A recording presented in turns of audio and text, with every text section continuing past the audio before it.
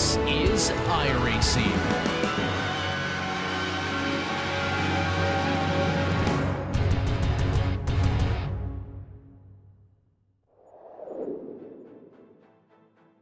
Let's take you back to a time where things were golden in sports car racing.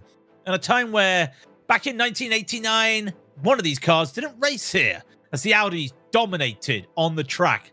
It's Laguna Seca for the IMSA Classic 500. And this is time slot 4, brought to you by the Global SimRacing Channel. Well, good evening, everyone, or good morning, wherever you are in the world. My name is Craig King, and joining me in the booth is Nicholas Hilbrand. Christian Deploy will be our director, and Dougie Beard will be providing the cameras. Once again, 3 guys in suits, 1 guy not in suits, just like the old days. Well, in 1989, this track was a little bit different to what it is in the modern day. The Andretti hairpin did not exist, but we've got it today on iRacing. To find out more about this fantastic track, we go to our GSRC track guide. Welcome to Laguna Seca. Located just east of Monterey, California, it's hard to deny that this is one of the more scenic American road courses. It travels up and down a hillside which not only offers spectacular views, but one of racing's most iconic corners. Clocking in at 2¼ miles in length, 11 turns split up the current configuration. I say current because up until 1988, the track's layout was shockingly simple with a mere 9 dangerously fast corners.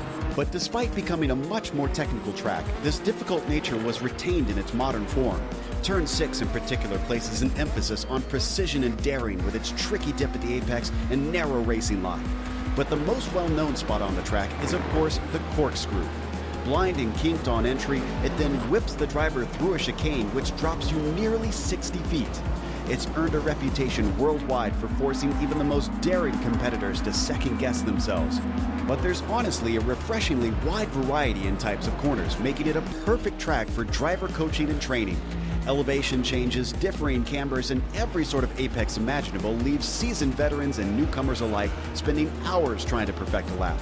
With the track becoming popular for hosting IMSA, IndyCar, and MotoGP in its recent history, it also brings out lots of vintage racers due to the Monterey historics each year. Likely to remain a fixture on the American racing scene, this legendary circuit is almost always high on drivers' best of lists. Its history and its uniqueness are sure to delight all for years to come.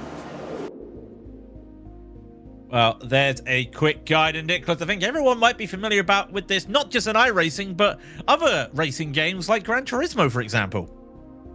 Laguna Seca, one of the big loves of sports car racing, and, well, anyone who's really watched Champ Car as well, you know, one of the most legendary moves, of course. With, Alex Zanardi coming past in the last lap, represented in this wonderful sim here. And, I mean, it is also the accurate layout, actually, because, you know, until 1987, we had this very fast loop, as you mentioned.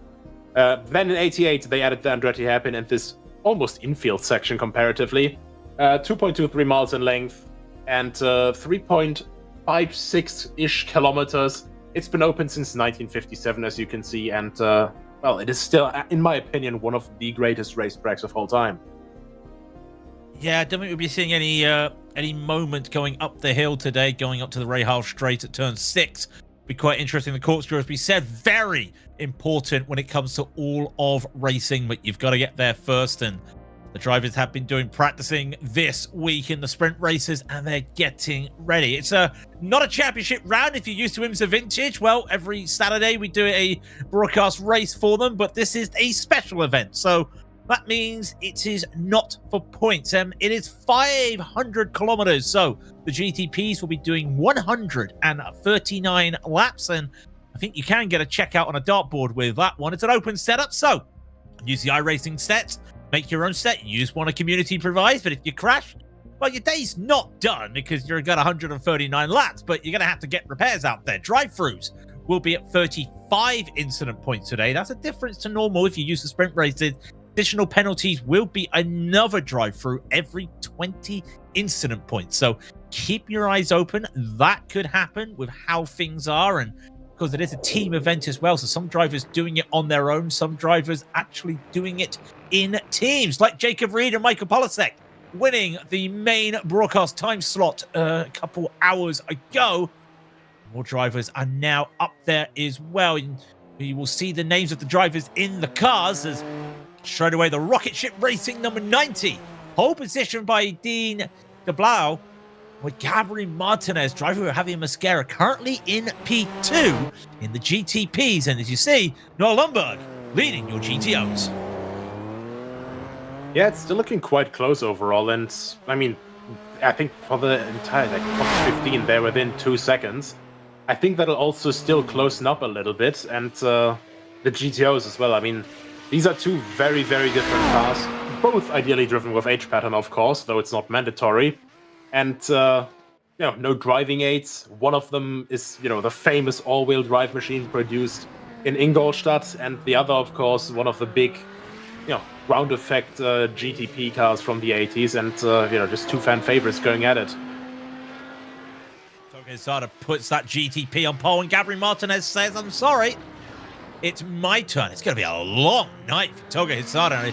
I know he's driving with somebody else. I think it's Inatani he's driving with. I will correct myself if that's the thing. Jarrett Curry, the number 4 car at the moment for the Rusty Spatulas for Grace Glacier Racing.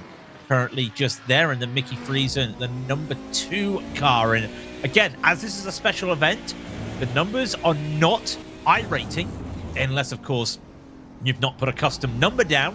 So then it just goes to whatever order it is. Mickey Friesen's going to be on his own. He is freezing.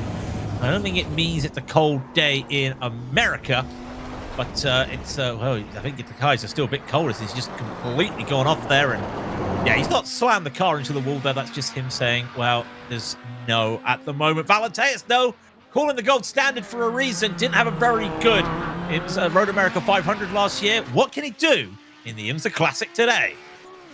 Well, he started the day off strong, winning at Watkins Glen in the Lotus 49s. Just a bit, just around 2 hours ago, basically. Goes into 4th place in class at the moment, half a second off, but still has, I think that's another, that should be another 2 laps in it, time-wise at least, but I think he would run out of laps in the qualifying first. Yeah, he's got this last lap as well, and we can go on board, or kind of like the modern day on board here when it comes to the cars. Is here we're coming now through into turn 5. He's done the very quick corners around this track, 3 and 4. Now he's going up the hill to 5, and this is where the track would rejoin itself in the old days. Valenteus now into 6. Look at the steering, keeps it corrected. Hot track today. We'll get to the temperatures very shortly, and now to the corkscrew. It's always treacherous, and a car this old, got to be careful. Don't overtake, put too much speed on. I'm going over my words. I'm going too fast for a moment. He gets it pretty clear down there, and he's looking to try and beat Noel Lundberg. I wonder if he can get that done. The 91 car. I run the 91. You've taken my number today, Valenteus, but he's going to come downtown to turn 11, the final quarter. Make sure he uses all that apron on the side there of the AstroTurf. Doesn't want to get an off track, and he needs to find half a second. He did a 21.8 at the 21.3. Just get the pole position by 13 hundredths. The first sector was about half a tenth faster. Second sector was a tenth slower. Oh, actually, yeah, no, it was a little bit, almost a tenth slower. And then the last sector, then once again, just catching up that deficit. Really, really close. 0.012 seconds between P1 and P2. But obviously, they'll be starting side by side during the rolling start later. Yeah, and that rolling start will be coming shortly as qualifying has just rolled off, and do our best to get the names of the drivers in the car who set the pole, and there will be other drivers involved. We'll do our best as well to get those names to you. But it's Gabriel Martinez who put the car on pole today for his team, the GMF team by Playboy. He will be in first place, and then second, in a bit of a surprise, it's Thomas Boeing in the Jens Brother competition 1999 in second. Rocket Ship Racing, Dean DeBlau will take into third. Toga Zada put the Camel GT Japanese gang in fourth. Dave Rutternick will be in fifth with Locked In Racing. Ivan Platon comes back from Blitz Motorsports. He's there in sixth. Alexander Miller for Miller Motorsports will be in 7th, and Team GC, that's Guillermo Cagliari, will be in 8th. John Swartz on his own will be in 9th, and the Highway to Heaven, Ilya Konachev, will be in 10th. Into the next page, Toyota Miniota by Fabian Jungbluth will be 11th, and William Paisley will put the Arcadian Motorsport into archaic 12th position. Jens Holman will be the unlucky 13 there with Hardcore Blue, and Luca Monroe will be in Wire Sim Sport today in 14th. Joshua Van Storm takes 15th for the Podium Sim Racing, and David Ricciardi's on his own in the 009 in 16th, and so is Klaus Olsen in 17th. Dirk Braun will take 18th for the Slow Motion Racing car, and Camel Chaos by Matthew Cockerham will be 19th. Team Bryce Brenton, that is, of course, Bryce on his own in 20th, and we've got 4 more cars out there. The BB Sim Racing by Jimmy Cowell, and then Mark Schneider for the Lumen Motorsport in 22nd was the last of the time qualifiers. Thomas Burling and Sam Nashid will be your non-qualifiers in this 24 GTP field. Nicholas, you've got 21 GTOs. Yes, and, well, pole position, as we saw just now. Audrius Valenteus for, well, open the expletive straight, you expletive. Then followed by Noel Luneberg with Noel Luneberg B20. In second place, Said Emir in Locked In Racing number 1. Then in fourth place, we've got the Rusty Spatchers Glacier Racing Joint, piloted by Ika Cotisalo. Fifth place, we've got David Banger for the Jens Brothers Competition 1995 car. Then Kompu Global Hyper Meganet Sim Sport 2. That is a mouthful. Piloted by Andreas Schuster in 6th. Beep Motorsports and Brain GP with respectively Jared Curry and Josh Brain in row 4. Alexander Dobbetsberger and Matt Swain in row 5 for JWR Magenta and Essenham respectively. Then we go to the 6th row. In 11th place, Team Sam Skofgard Solo. Sam Skofgard by himself, as the name indicates. JWR Purple in 12th place with Alex Smith.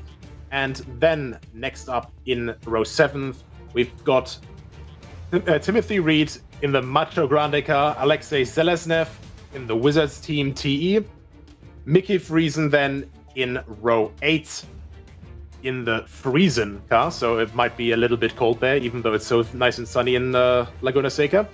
Daniel Wibberley in the MSC Endurance car, and then at the end with no lap time set, Ivan Ochoa Garcia, Sebastian Para, Niall Brion, and Nick Bubatz in the Spain 1 Racing Team, Bubba Racing, Logistical Nightmare iRacing, and Team Bubatz cars, respectively.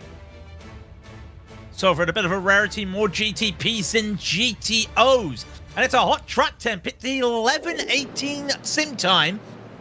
And that means it's 35 Celsius, 95 Fahrenheit. And there's a little bit of gravel left through practice and qualifying at some of these corners, and that's going to make these first laps a little bit treacherous for these drivers. If you were also wondering about the wind, so am I wondering about the wind. It's 17 kilometers an hour north, and that's going to be interesting because, well, north is basically where you point to turn 10. You're going down the hill, you're going north down to south. But none of these drivers want to go south. They want to go north. They want to get to the front. And Gabriel Martinez is going to lead the GMF team to the line. For the first time, we go green for the IMSA Classic 500. And Martinez leads them all going as well. Jens Brothers is going to try and go for a little bit of a defense here. And Boeing's done a good job there holding up. There's going to be a little bit of a move here from DeBao. Can't do anything to it. More drivers trying to take this side by side. Inside worked pretty well, and you've got to get that run going. And you can see that Hisada still battling on. GTOs, they're keeping it nice and calm with those freezing cold tires.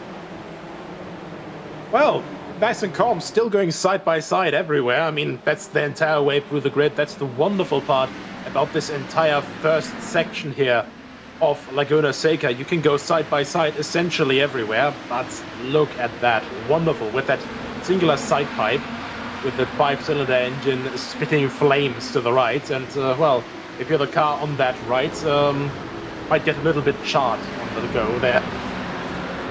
And Costasala losing out there to Andreas Schuster, and he's not had the best of starts, already down 2 today. Thankfully, everyone managed to get by cleanly as Dotsberger now right there in the number 7 for JWR Magenta. And we go back to Josh Brain on his own there with the Brain GP. Kind of like Braun GP. I'm a little bit slow to the joke there. I know he's now trying to get onto Alex Smith. And this is now where the drivers will look to just set themselves up, because let's warm these tires up. Let's keep it calm and collective, and let's just wait for the opportunities. Opportunities will come, and then you'll wait for the multi-class. And as I say, we've had a clean time. Mats Olsen is the first driver who's unfortunately had a moment out there, just catching a bit too much in the Andretti hairpin. Yeah, that's always the difficult part, you know, especially at the start.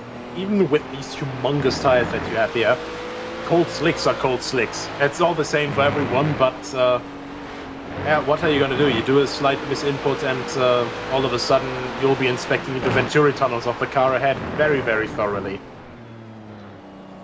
Yeah, these ground effect cars that the ground effect downforce style that these cars have. Fun fact, I don't know if you know this, Nicholas, this Nissan, not only is it an IMSA Hall of Fame car, the first car to beat the Porsche 963 in sports car competition. That's a big deal. 962, right? Yes, sorry. The 963 would be quite impressive, you know? The first car to meet the 963. Traveled 40 years into the future.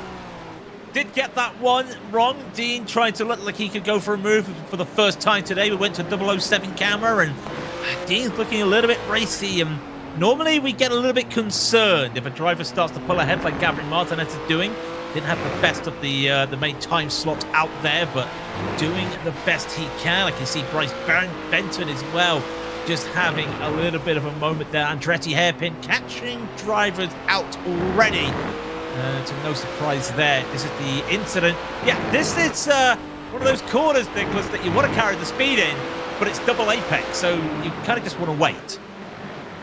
Absolutely, and it's a really, really tricky section there as well. Simply because, you know, you're coming through that kink, you're coming downhill, you're carrying so much momentum. You're trying to be late on the brakes, and of course, with all this wind here, it gets dusty. And that dirt, again, you know, you have these really, really wide, slick tires, sticky stuff, but, you know, when it just sticks to the dirt on the road instead of the road, then, I hope your seatbelts are good, you know? I know some drivers might be having full motion race and need seat belts on this right now. I know Mickey Friesen doesn't, and we were just looking at him, and now behind as well, looking at Alexander Dutzberger in that number 7 JWR Magenta. Not been the best of start to them, already down 7 places for the driver. And there's Mickey Friesen doing what he can, getting past Timothy Reed, and it's quite interesting this actually. Normally Mickey Friesen, when he drives a Lotus 79, he drives a Nissan GTP ZX Turbo livery on a Lotus 79, and now he's driving against an Audi in a GTP ZX Turbo livery. Not entirely sure if that's going to be a little bit of a confusion. We have our first car in the pit, by the way. Jimmy Carroll's had a moment out there, and he has decided to pull the car in. Not entirely sure what happened there, but it just looks like he's had... Oh, he blew the engine. I take it back. The engine went pop. That's the first one of the day. Yeah, always a big risk, especially with these H-pattern cars, you know, where you, even if you don't use an H-pattern, you have to be careful on the shift. If you basically don't make it into the next gear properly, or if you over-rev the engine, it can happen so quickly. These are 80s cars, of course, mid to late 80s cars. They are a lot faster, a lot more reliable than, for example, engines from the 1950s or 60s. But nevertheless, with all this turbo boosting, they can still go pop quite spectacularly. Yeah, an ominous papum, as we say in the booth, as Schuster goes by. You see the windscreen wipers flapping about. Won't need the rain wipers today. Maybe if they just want to brush off some of the dirt from the window, might want to use that, as Schuster lost out to Iker Costa-Salo as he continues on. It's crazy to think the story of the Audi GTO. This was the car that Trans Am were like, nope, we don't want you to run all-wheel drive. You can't run all-wheel drive in Trans Am. So what did Audi do? Okay, fine. We'll go to IMSA. Different rules, we can do what we want. The result, this car never won the championship, But my oh my, the number of races it won. And like I said, back in 1989, when Laguna was a GTO only and GTU for the juniors, when it was only that, this car dominated and won the race. So must have been doing something right, Audi, putting the Quattro in this car. It is actually quite funny. I am friends with the guy that basically was the photographer for Audi during their Quattro crusade in America. You know, first with Trans Am with the Audi 200 Quattro Trans Am, and then of course the Audi 19 GTO. And then when they got banned from both, you know, oh well, I mean, you can just go back to DTM, right? And that's where they will then for the next 2 years before the Audi got balanced off. And oh, that is a lot of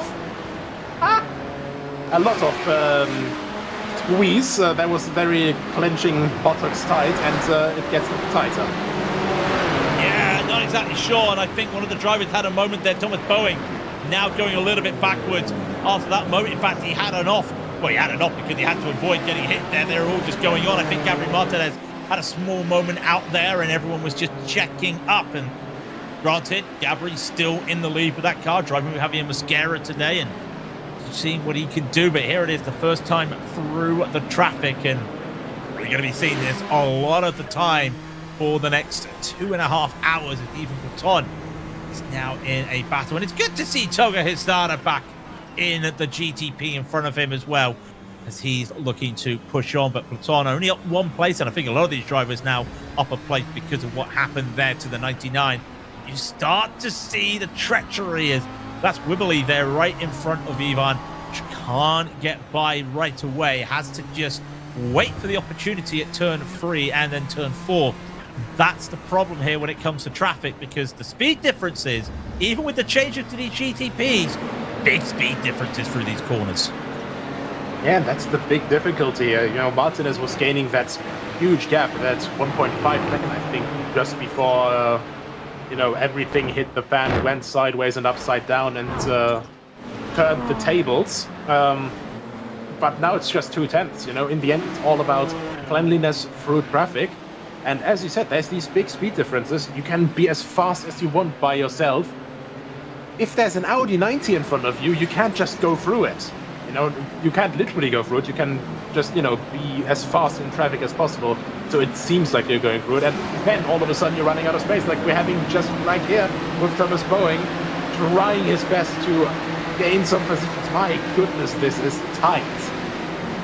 And Alex Miller there in the beautiful rainbow colors there. Really just having to go. There's a car off there. Toga Hizada's off into the gravel, and he could not find his way around a GT. Oh, he went around the outside of Sam Skogard, and Sam just lost the rear of the car and had nowhere to go and tipped Toga Hizada there, and Toga going all the way down the field. Thankfully, it's not a Lotus 79. He's even trying to find more space now. He's going to go side by side with William Paisley and net 2x2 going up the hill at turn 5. Williams trying to find a place there. He's almost trying to force his way to find a place in Togo. He's being a little bit calm, and that goes to chaos there. There you go. And drivers now going around and having to check up, and that's just a little bit of impatience there, Nicholas. This isn't a 40-minute race. This is a almost 3-hour race. Some drivers there trying to win it on lap 8 out of 139. You know, on that note, I will bring out the absolutely cursed line that every single endurance race nowadays has. It's a 3-hour sprint race. But, you know, in the end, like, everyone is pushing on the limits because they have the luxury of, you know, not having to worry about the turbo wastegate exploding or something. But, you know, with this, it's so tricky. You know, with you could see Toga Hizada getting completely boxed in earlier, and he was basically getting swept away as if the tides had basically just changed against him.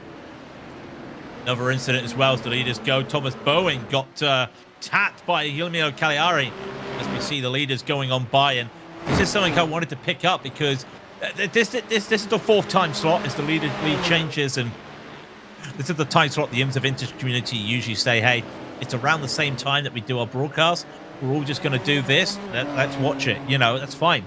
But at the same time, this is the 4th time slot of the special event weekend, and some people, they will, and this is not a knock at them, it's just the way it is on iRacing. Some people will do that midday time slot. Doesn't go their way. Well, there's another one at 1600 UTC.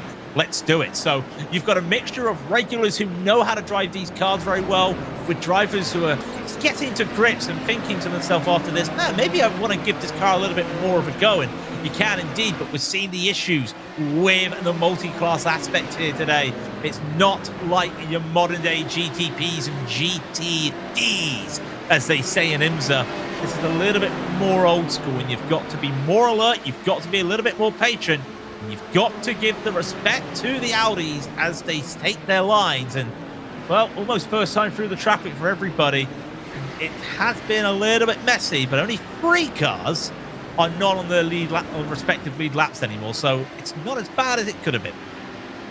Yeah, I'd say that's overall still a net win overall. Now, as you said, you know, the speed differences are relatively the same, but the visibility, like nowadays, in the GTP cars versus the GTD cars, it's a completely different league entirely compared to the tiny mirrors that you have, even with a vertical mirror here, in the simulator.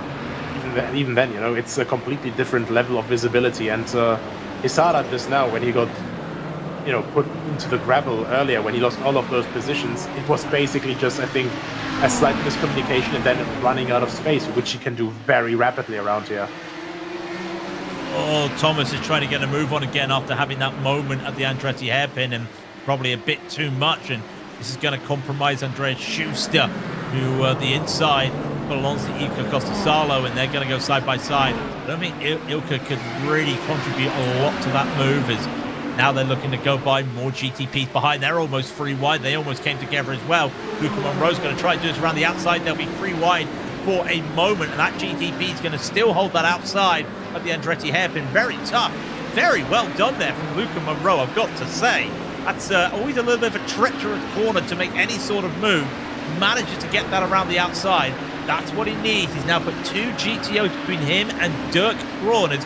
We also got to look, because if there's battles in the GTPs, because the traffic, the battles in the GTOs will start as well. Matt Swain trying to catch up to that pack of Ilka Costasalo and all those in front as well, and Jarek Kahuri, and still always as well trying to catch up to Andreas Schuster, as they still, the back of this GTP field, have to get through the rest. As Luca Monroe, and there was a famous, I can't remember the name of the football team, Nicholas, but there was a famous football team in the European Championships once. They all dyed their hair red. The commentator said, I couldn't see them. I think Luca's got hair, but he's got a red ball, red seat, red hair, red gloves. Everything's red. Red mist. He's on the attack now, trying to get away from the cars behind him, and making chase although to reduce that 5-second gap to the Jens Brothers competition car, I'd say. And he's not doing a bad job.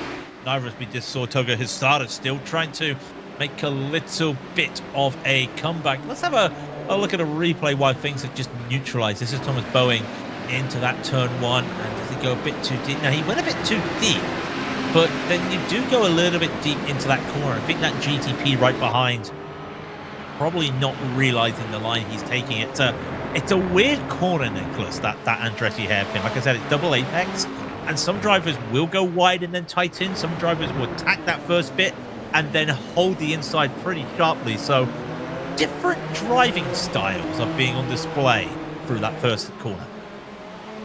I mean, being in the same class as well, that's already something to adjust to. Then when you meet the second class as well, whether you're in the Audi and the GTPs come up on you, or whether you're in the Nissan and you start lapping the Audi 90s once again. In those situations, or here in the corkscrew as well, you run out of space insanely quickly, because in the end, the cars, you have to get rotated slightly differently depending on how you want to tackle the corner. And it's easy to run out of space here. It's incredibly easy, simply because it's such a flowing and fast circuit. And, nevertheless, it's also not as wide as, let's say, for example, Road America, where you still have, some spare room to give in cases of emergency. Well, there's a lot of room here around to go for the Andretti hairpin. Probably the widest part of the track, sans the corkscrew.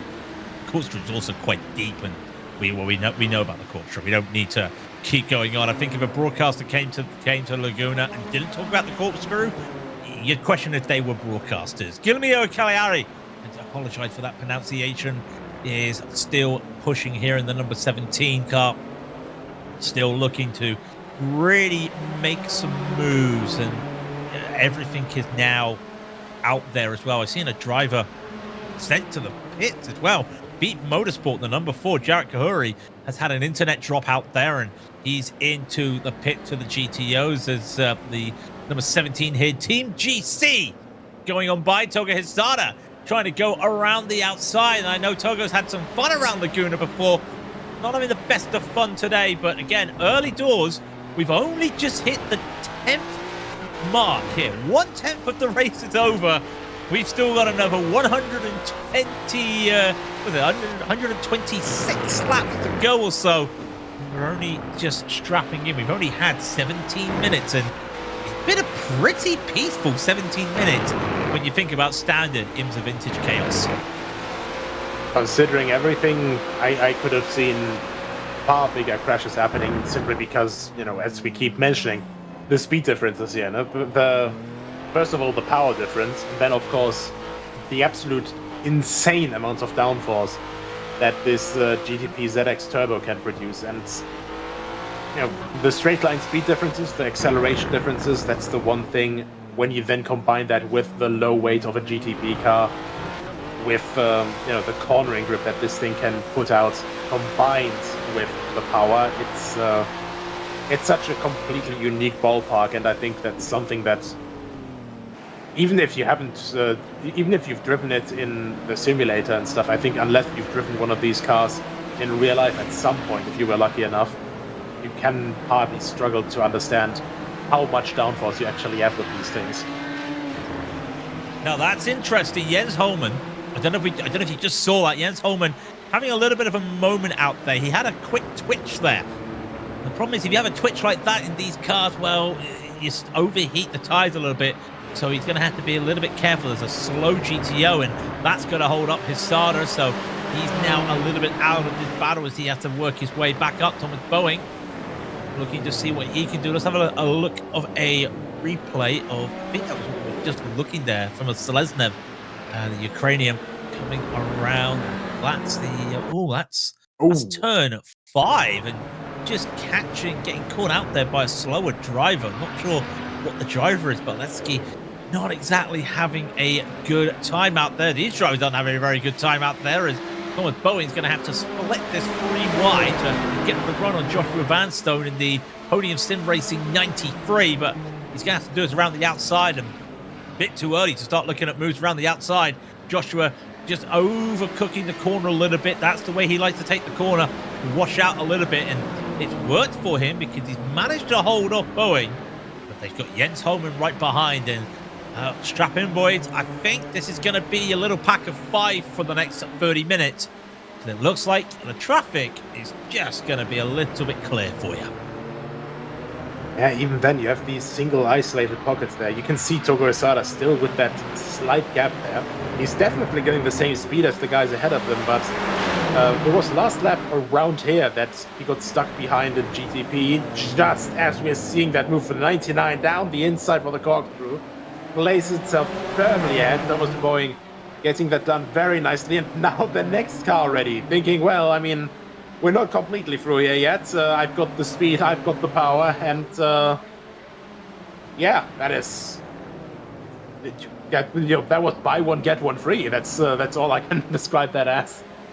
It's rare to get such a good run out of the corkscrew to make an overtake down into the rainy curve. But yeah, Thomas did it in that 99 car. Very good. And now we're seeing some 2x2 through this corner as Vanstone getting past David Ricciardi. And I don't see any damage on Ricciardi's car, but he is starting to struggle a little bit. It does feel like there's a little bit of a struggle out there, and I wonder if that's an issue because he's had to go through the traffic like these guys. Mickey Friesen, around goes the number 20. That's the JWR car. I think that was a little bit of a tap to Alex Smith in the worst place in the world I think, the second worst place in the world, because the worst place would be literally in the corkscrew, just trying to, he just turned over. And Nicholas, it's a straight line to break, even though there's a little bit of a curvature there, officially called turn 7 going into the corkscrew. And it just looked like Alex may have just tried to follow the contours of the track more than the contours of the elevation. And that's the difficult part, that, as you said, there's that slight curvature. It doesn't really impact anything when you're going by yourself. And with the normal track width, you can go 3 wide, as we've seen before, but you have that slight curvature. You still want to brake as straight as possible. That 3-car width basically slims down to a 2-car width there. You go over the crest, it's blind, you outbrake yourself a tiny bit as your wheels get unloaded as you get over the crest, and you very quickly have one of those collisions like we saw just now with the JWR car just getting, unfortunately, turned around and losing a lot of time. That's unfortunate to lose that much time on this sort of track, because it's a very quick track. And remember, Road America a little bit longer in length, and this is quite a quick track of 1 minute 12. Roughly what some of the drivers are doing. Another car's gone around there, and I didn't see who that was, but it is Matt Swain going around. And did he get tapped going down the corkscrew? He had to take a very tight line. No, I think he lost it on his own. He lost it on his own there. It was a very weird, tight line he had to take through the corkscrew, do the traffic around the outside for him. So probably caught him off there. Tried to put a bit too much lock into the steering wheel, and tyres said no. Remember, a little bit of a pendulum effect here, because we talked about the all-wheel drive, Nicholas, and you've talked about the power and everything as we go to a replay. These Audis are front engine, and here you go. He's had to take a different line here, and now would be where you want to go. That car's already sliding, turns in a bit too much there, and I think the car said no. Yeah, and that's the difficulty of getting the power on. Normally as well with the all-wheel drive, you basically think, okay, just steer where you want to go, plant the throttle, but in reality, when you get load on those tires, especially on what's essentially like a 3-story drop, as it is the corkscrew, well, really reliant on the dampers that, the entire setup just works in tandem together with all of that. And yeah, if you just react a little bit wrong, if you get a little bit too much rear wheel spin, and we can see there's some dirt there as well, if you have a bit the wrong steering inputs, and immediately it'll go around on you. There's no driving aids to save you in these cars. And who wants driving aids? Who wants traction control? Who wants ABS? We want to see power. Dirk Braun is looking like he wants to show more just power. That's a very striking livery. In the best of ways, I must say. He's got Malt Schneider right there looking to make an overtake there and look to go, and he's gone too wide, and Laus had nowhere to go. And the most unlucky, I hate to say it, the most unluckiest man in the sim, well, he got away with that one. He got away with that one, Laus. He's lucky there, but for Dirk, that's a characteristic there. You try to be a little bit too aggressive on the throttle in these cars, and tires say no. And it's getting hotter, Nicholas. It's 38 Celsius now. It's 100 Fahrenheit. Here's a moment here from the GC. That's going to overheat the tires as well. And I wonder if that was also going to cause some moments. Hisada going on by. All of a sudden, it's heated up. Yeah, and, well, this is one of those things. Hisada had been dropping down again and again. But it's just a thing of catching your rhythm again, and especially around here, that's sometimes just a really, really difficult task, simply because it's a flowing circuit. You have to be spot on with the inputs, and then slowly, bit by bit, you have to pray that you can catch your rhythm again and actually, start pushing again. Get lucky with traffic, most importantly. That's one of those things where it's not really ability, it's literally just dumb luck sometimes. There's no dumb luck here by the top three. The top three in the GTOs have stayed the top three, and give it up for Noah Lumbo staying with Valenteus. And I wonder if they're doing a little bit of fuel saving. It's a 3-hour race. As I say that, Lumbo just gets the traffic say no to him there, so he's going to have to work all the way back. It's a 3-hour race. so you may want to just try and save some fuel, so you know that last fuel stop is going to be important. And yeah, I know Valenteus, let's just talk about this for a moment, and I'm going to be controversial for a moment. I know Valenteus won earlier today. He's won every race in the GTOs this season. If he was to win this, I'm putting the rubber stamp down now. The Triple Crown does not count on a special event. He gets a little bit of a rest this weekend. I mean, he's won every race in the GP Legends as well. So, I mean, he's on a move. I think he wants to keep up that 100% ratio, even if the last couple of races between him and our favorite Finnish challenger have been very, very close. You know, he's just able to put not a single foot wrong the entire time through, and it's almost mesmerizing to watch him work. You know, sometimes when you see him working perfectly with the slip angle, working that car here so cleanly, you know, completely on the outside to the very edge of the track, up to the edge of the track as well again, and he's using every bit of space that he has available to him.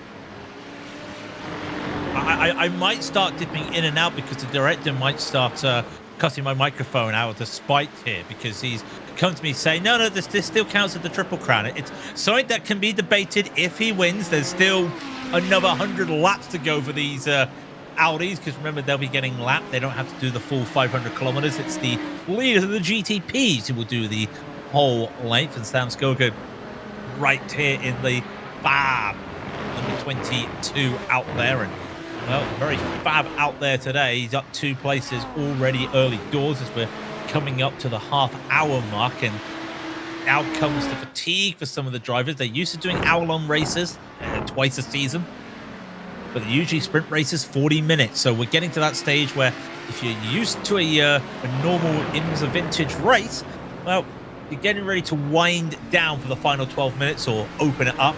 Well, this man's opening it up as well. Yulimiro is still looking to make some moves out there, trying to get past John Swartz. Can't do anything about it as the traffic does not work. But, oh, watch this on board. Watch this down the corkscrew, though.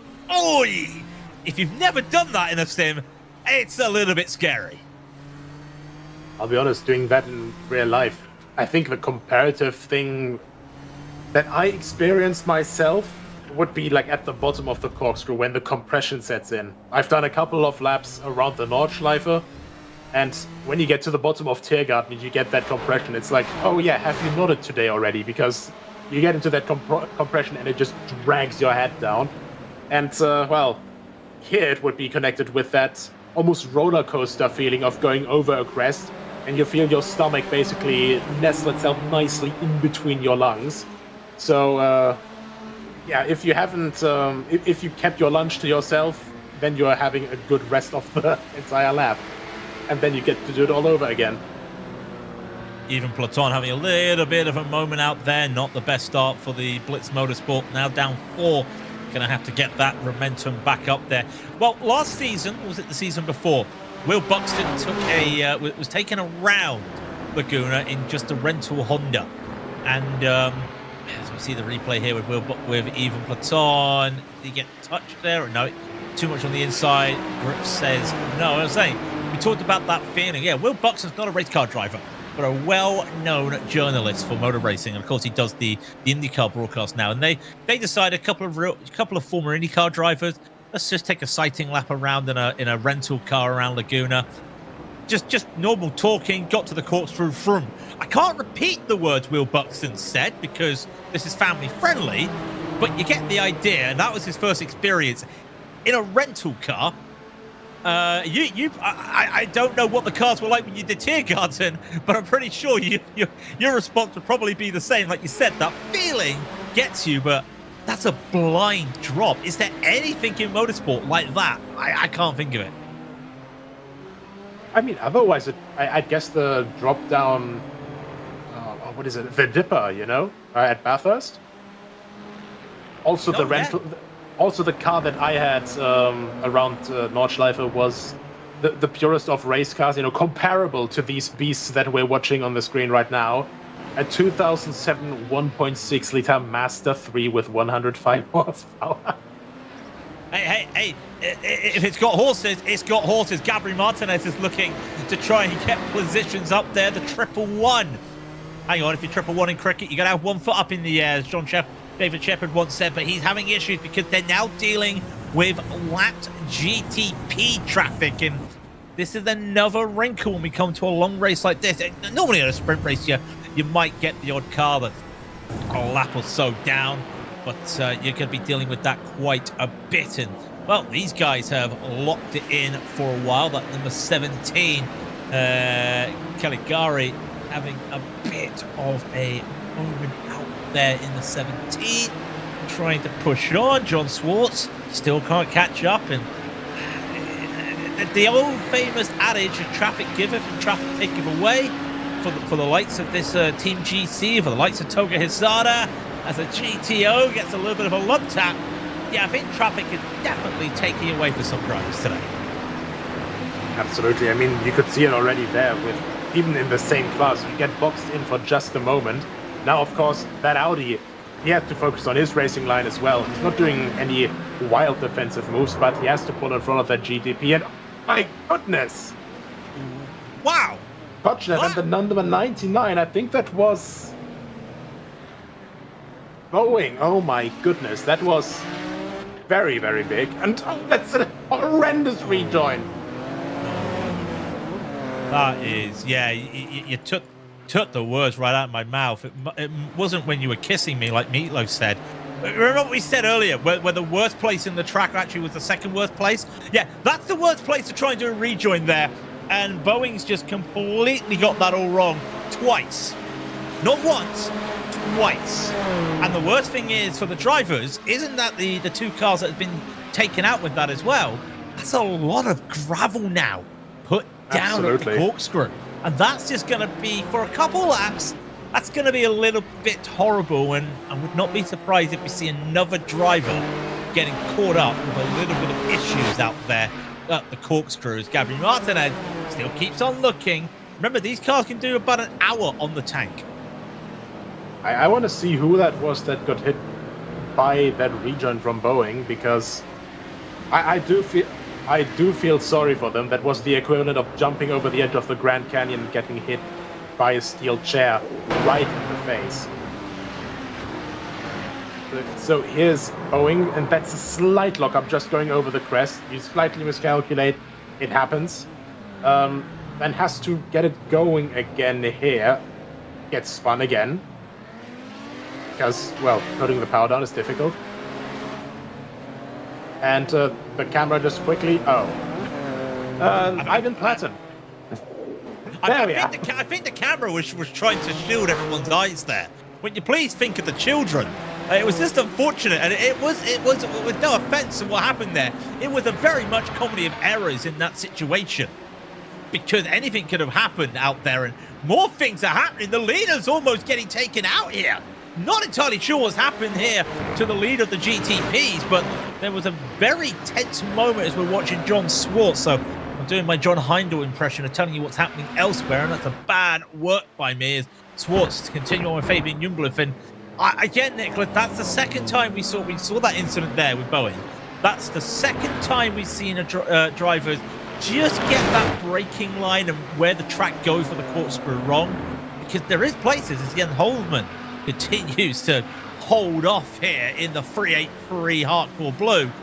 But yeah, drivers, we may see it in a moment, are just getting some of this braking for attacking in the corkscrew wrong. And you can attack, Nicholas. We've talked about it. Not entirely sure it's the right time to be attacking. Yeah, I mean, for the cars in front, I think the Nissans at least have less to worry about, because if you get hit from behind by the Audi, it's like a brick. If you get hit by the Nissan, it's well, like a door wedge. You could just get flipped up as it digs under the, if it's a Nissan in front as well, if it digs under that, pancake flipper basically. But yeah, just unfortunate turn of events. That's just what happens, It's what happens in racing. These are wide cars. There's not a lot of space to maneuver in, and especially when you're in dirty air, even with these ground effect cars. Go over a crest, load reduces on the tire, easy lockup. And we almost saw a lockup there. Gabriel Martinez still battling Dean here in the number 90, that rocket ship racing. Wouldn't say it's a rocket ship right now. I just looking, no, it's not gone around the moon yet, so it's not Artemis, but it is looking pretty quick out there today. Once it got that lead, well, Martinez has tried, but to no prevail. And realistically now, I think he's got to look at fuel strategies right now. They got Laus Olsen, Lap GTP right there, and Laus is going to slam on the brakes to make sure that everyone gets by with no issues there. The wily veteran of the series comes on down, but now it's going to be interesting. The 93 Podium Sim Racing's had a moment. That's in the wall for Joshua Vanstone. That's not where anybody wants to see, because that's an old school racing barrier like you see in America. Yeah, just caught the rear, and I do wonder if he picked up much damage. He picked up damage, all right. Gabriel Martinez is still trying to pick up some positions here. Can't get going. Still looking. What has he got to do? I think he just needs to try and just extend for one more lap of fuel to try and get away from Dybao.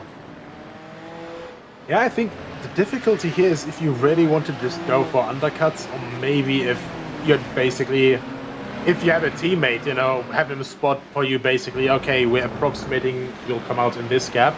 It's almost F1 level strategy, pretty much. You know, you have to plan for traffic.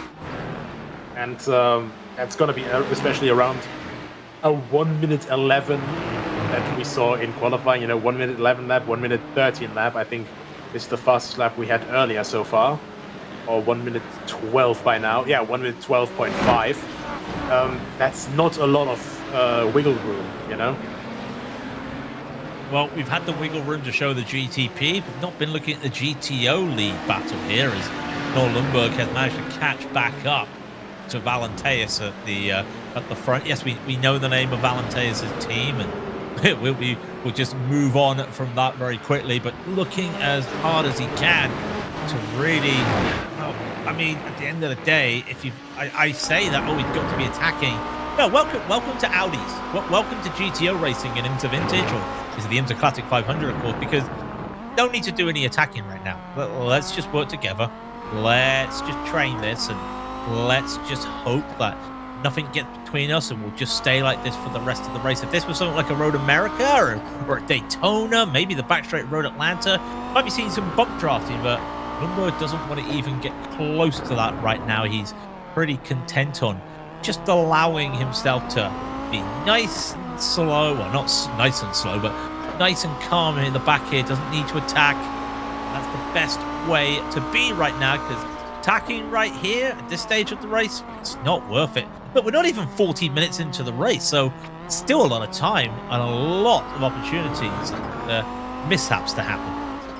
Yeah, I was going to say, he has nothing to attack for yet, you know, at all, because simply put, you know, you have got over 75% of the race yet. As you said, you know, with Daytona or something, you could even argue people would probably do something oh goodness, what was it again? Toyota at the 24 Hours of Le Mans a couple of years ago, when they basically just kept swapping and swapping, you know, for the lead to save a little bit extra fuel when they were already running away from everyone else. But here, Laguna Seca, you don't have that luxury, because you have to keep your line, you have to keep pushing properly. And these guys can basically just go, okay, I can attack, but do I really want to at the moment? I did wonder where you were going with that Toyota for a moment, because I was thinking, oh no, not that Toyota moment at the moment. No, the switching and the slingshotting. I mean, we normally see that sometimes with the Audis, but on a track like Laguna, not a lot of straights to really utilize that, so it does make you worry. I tell you what, I really would have liked to see what Hisada could have done had he caught up here. A little bit of an issue there with dive out, and the 90 gets away with it, because look at the timing, Taron. Just look at the top two are already 30 seconds ahead of everybody. Hisada, I'm looking at the lap times. It's not quick at the moment, just not getting the traffic. I do wonder, had he stayed there, could have been there, but only a minute behind, still got time in the race. Anything can happen. One of these drivers, a knock on wood, we don't want it to happen, but they could have a mishap. So a lot of opportunities, but now a little bit of clear air. And with this field, 45 cars, there is a little bit of freedom it's not a completely blocked track. The run up to the corkscrew, the rail straight down to the rainy curve, no cars on it at the moment, so lots of opportunity for these drivers once they get by. Is the GC Racing still looking and doing their best, and that's a damage. Oh, is that the that's the Blitz motor, the Lumen Motorsports? Still not got that damage fixed. Yeah, letting it go, but there is opportunities. Now the start straight is completely clear, so they'll get to a moment, they'll get some clear air, and it'll probably be the only clear air they'll get for the next hour. Yeah, getting clean air, it sounds easy, you know, you get past the Audis quite quickly after all in the GTPs, but theoretically speaking, you know, we're basically just going by average. Laguna Seca's lap is 3.563 kilometers or 2.214 miles.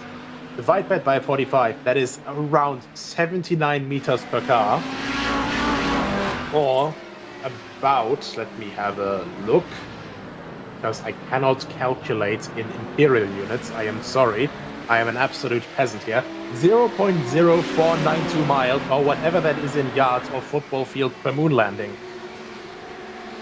Oh, we're measuring things by moon landings now. It's almost like we're doing things in Kelvin. I like that. I mean, it's topical.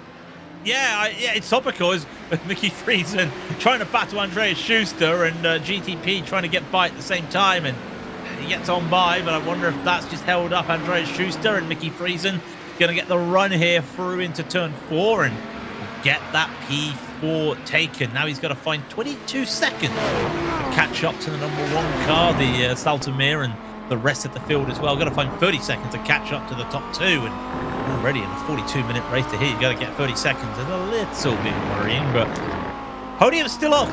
Podium is still on in these races. Now he's had a miss shift, and I think you can see the frustration there because he's let Schuster by, he's let Cottasalo by. He's going to try and fight this on Cottasalo, but can't.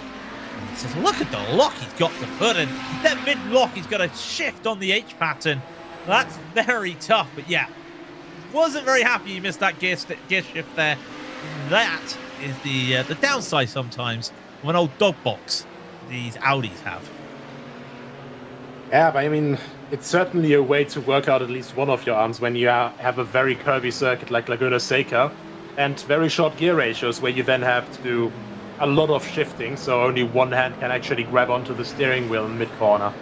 And it is a complicated balance to meet, you know, you have to, and that's something that I think, you know, a lot of people that have done sim racing before, they can actually agree with. Sim racing is the only esports where you actually do the sports part of it, and that actually transfers to the real sport, because if you are fast in a simulator, if you don't drive like you just got your dad's leasing BMW on the motorway, then chances are that you can be a good race car driver as well with, you know, some adjusting to the real car. And you actually have to, you know, do a bit of a workout to be fast. Yeah, I don't really want to be doing a workout. I get what you mean. The thing is, like, you know, if you're good at FIFA, well then, you know, the controller doesn't help you out on the pitch. No. You might learn, oh, this is how something's done, but you wouldn't even know how to do it. Definitely not. With racing, it is a little bit more intuition. I would almost say dancing. You can almost do a DDR pad and then do some dancing. It's not the same, but it still could be as well. As Fabian Youngblue lost out to Swartz and still trying to get there. GC trying to go as well. As GC's a little bit of a moment out there. Now Fabian trying to push on after losing that position to Swartz. Still hoping for the best. Mickey Friesen right there overtakes Mickey Friesen. Traffic is now going, and if you're wondering where they are in terms of laps, well, they've now overtaken some of the GTOs 4 times, and we're on lap 37. It just goes to show, quick track, quick results. The delta of 10 seconds means nothing around here. Traffic given, traffic taken. GC's back right up. Andreas Schuster's going to be the next one, and we've got some of our first mandatory pit stops, it looks like. Hardcore. Was it hardcore? I'm not doing hardcore dancing right here. This is hardcore. Already in the pits. I don't know if that 383 is there for damage or if they are getting a normal pit stop, but looking at the nose of their car, yeah, unfortunately that's damage. So we've not had an official pit stop for fuel and tires yet so far this race. Yeah, I think we're slowly getting into that region, and a lot of the guys that ran with, you know, a little bit of damage, they usually would ask their teammates, hey, is it worth actually pitting earlier, or is it, do we just stay out for now? Should we just run it to the scheduled pit stop? Most of the time, if it's just a scratch or something like that, as we have Caligari go down the inside very nicely. Picturesque move with the Andretti hairpin. Usually it means, you know, you don't want to do the extra pit stop unless you want to gamble on something like a splash and dash or something towards the end, which usually these guys, they've already mapped out their strategy. They know when they have to pit, they know when they should pit, and any pit stop that would throw that off around here, you know, 1 minute 11 lap time, 1 minute 12 lap time, you instantly go a lap down, and that's not time you can gain back, even in a 500-kilometer race. No, and I know Alex Miller was telling me earlier, a couple of days ago, he was telling me, no, it's 2 stops. I'm like, yeah, because he was trying to work out the fuel, rotate the fuel consumption. Because the funny thing is, in these cars, it's done in kilograms, not liters, so it's even more backwards, as we would say so. But it's one of those things that they're trying to work out exactly what you need. And yes, as we see Gabri go by, still again, leaders battling on. As that was Timothy Reed, I want to say, that just decided to take a joker lap there. But yeah, even though that they know it's going to be 2 stops, Josh Brain goes around in further. That was the white smoke you saw. Had a little bit of a slide through the corkscrew. It's also the case of, we know it's 2 stops, but if we extend a couple laps, then it's a shorter fuel stop the final time. That can help us. That can allow us to get somewhere up the field. And you say 2 laps in terms of fuel, that could be good for 3 seconds on the track. So just food for thought for some of these drivers as Timothy Reed. Well, not been the best of days so far for the number 11. He's already up in 4 places to number 11. He's not 11. He's up 4 places. He's still looking for more, though. He's got the JWR Magenta number 7 in front, and that's Duertsberger, who, again, he's been in the wars there a little bit. That rear is very pushed in.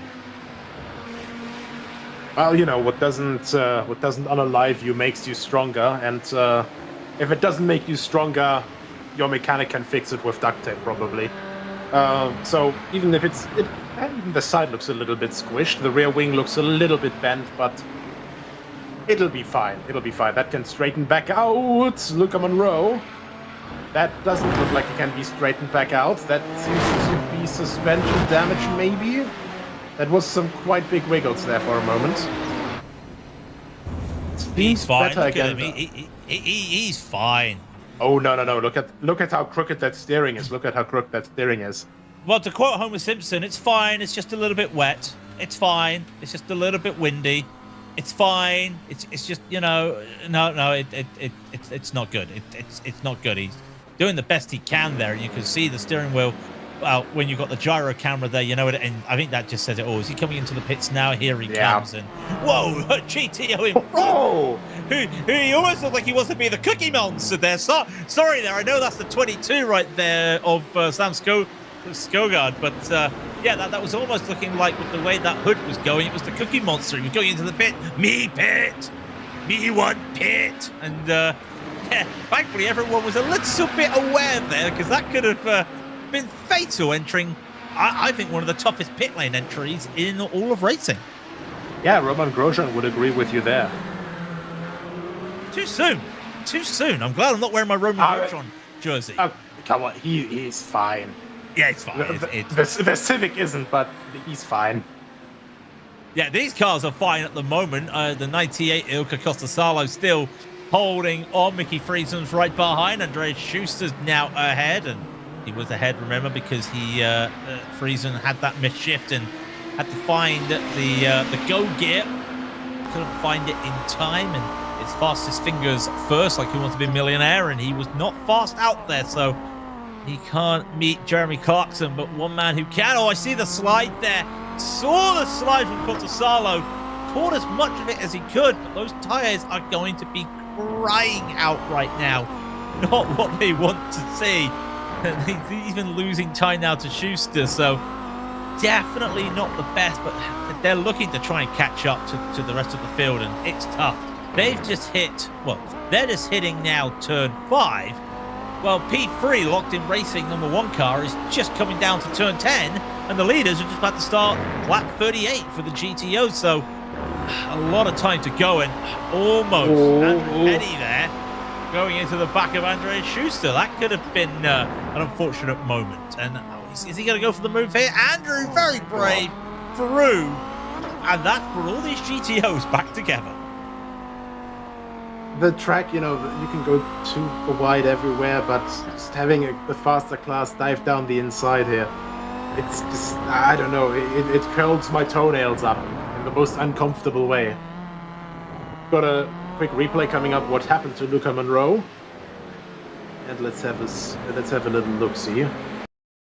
Oh! Tries to catch it, and oh! Okay, so that's where Sam become the cookie monster. Fair enough. That's unfortunate there for both drivers, and it's a high-speed corner, so it's really tough to, you know, get ahead and make some moves there. So that's unfortunate. Hopefully they'll be able to. Hopefully everyone will be able to get back out there, and they want to be battling Gabri Martinez right now. Well, they'd love to be Gabri Martinez right now. Gabri had such a good time, and out of all the drivers in the main series who's been able to get to grips with these new changes to the cars, it's this man. It's Gabri Martinez, and he's having the time of his life this season.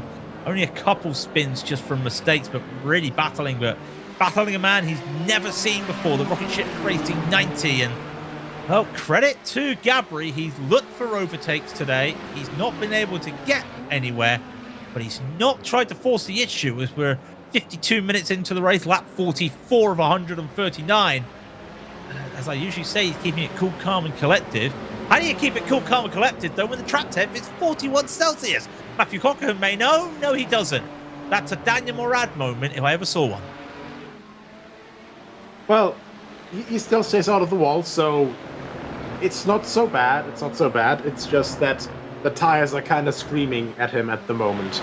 And, well, in these temperatures, you don't really have any low-load, low-speed corners where you can give the tires a lot of time to you know, calm down again.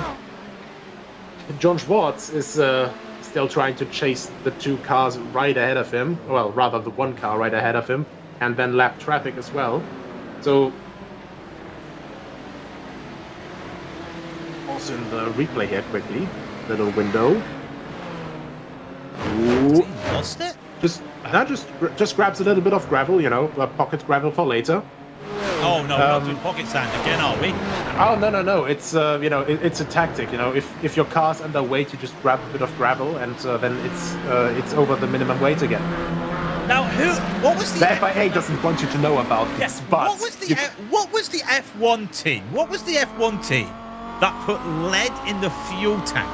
Oh no! That was lead shot water into their air-cooled brakes into the water cooling tanks of the brake. That was Turo, because they still ran. Gabri Martinez with the lead. Sorry, the lead chaser, Gabri Martinez, it's all good. And maybe losing it right now as they're going to coming go back. side up the hill. And he loses it. Yeah, no, I do remember the stories they're going to keep on dueling right now of the team that basically put lead in the car to make it look like it was the overweight or the right weight. They come together.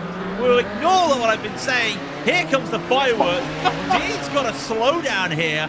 I mean, 2 into the corkscrew does usually work, but not like that. And I think Gabri may have went a bit too early to turn in there, but that's the problem when going side by side is you don't know when you've got to turn in.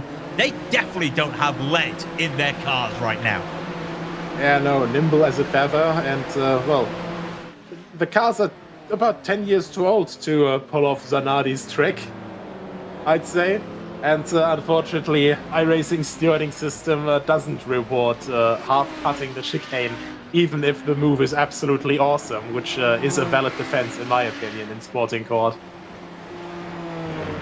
Your Honor, I did not do anything wrong. It was just hard racing as we go back to the leads of the GTOs. Don't think we'll be seeing any aggressive braking from one of these two because, as I've said before, it's tough to really go for late braking in these Audis with the way they work with the all-wheel drive and the tires and trying to get the grip down. It's not exactly the best of runs to look for late braking. So Lundberg maybe just hoping near the end of the race when in another 100, well, less than 100 lap because that's up 41 for these cars, 46 for the leaders. So hoping maybe he can get a little bit of a go. Blitz Motorsport have also talking about a tow, has towed the car, and I believe Yvonne Platon has called it a day in that car. Didn't see what happened to him. He went into the pits. He had a little bit of a self-spin and said goodbye, and just doing the rounds to get by as Valenteus. He doesn't need to do any spins, keeping Lundberg at check. And again, I mean, I think every time we're going to come back to these two, Nicholas, it's just going to be like this for the next hour. That they're pretty complacent being where they are right now. Yeah, they're in a good spot. They are running 36 seconds clear of P3, so not too much to worry about.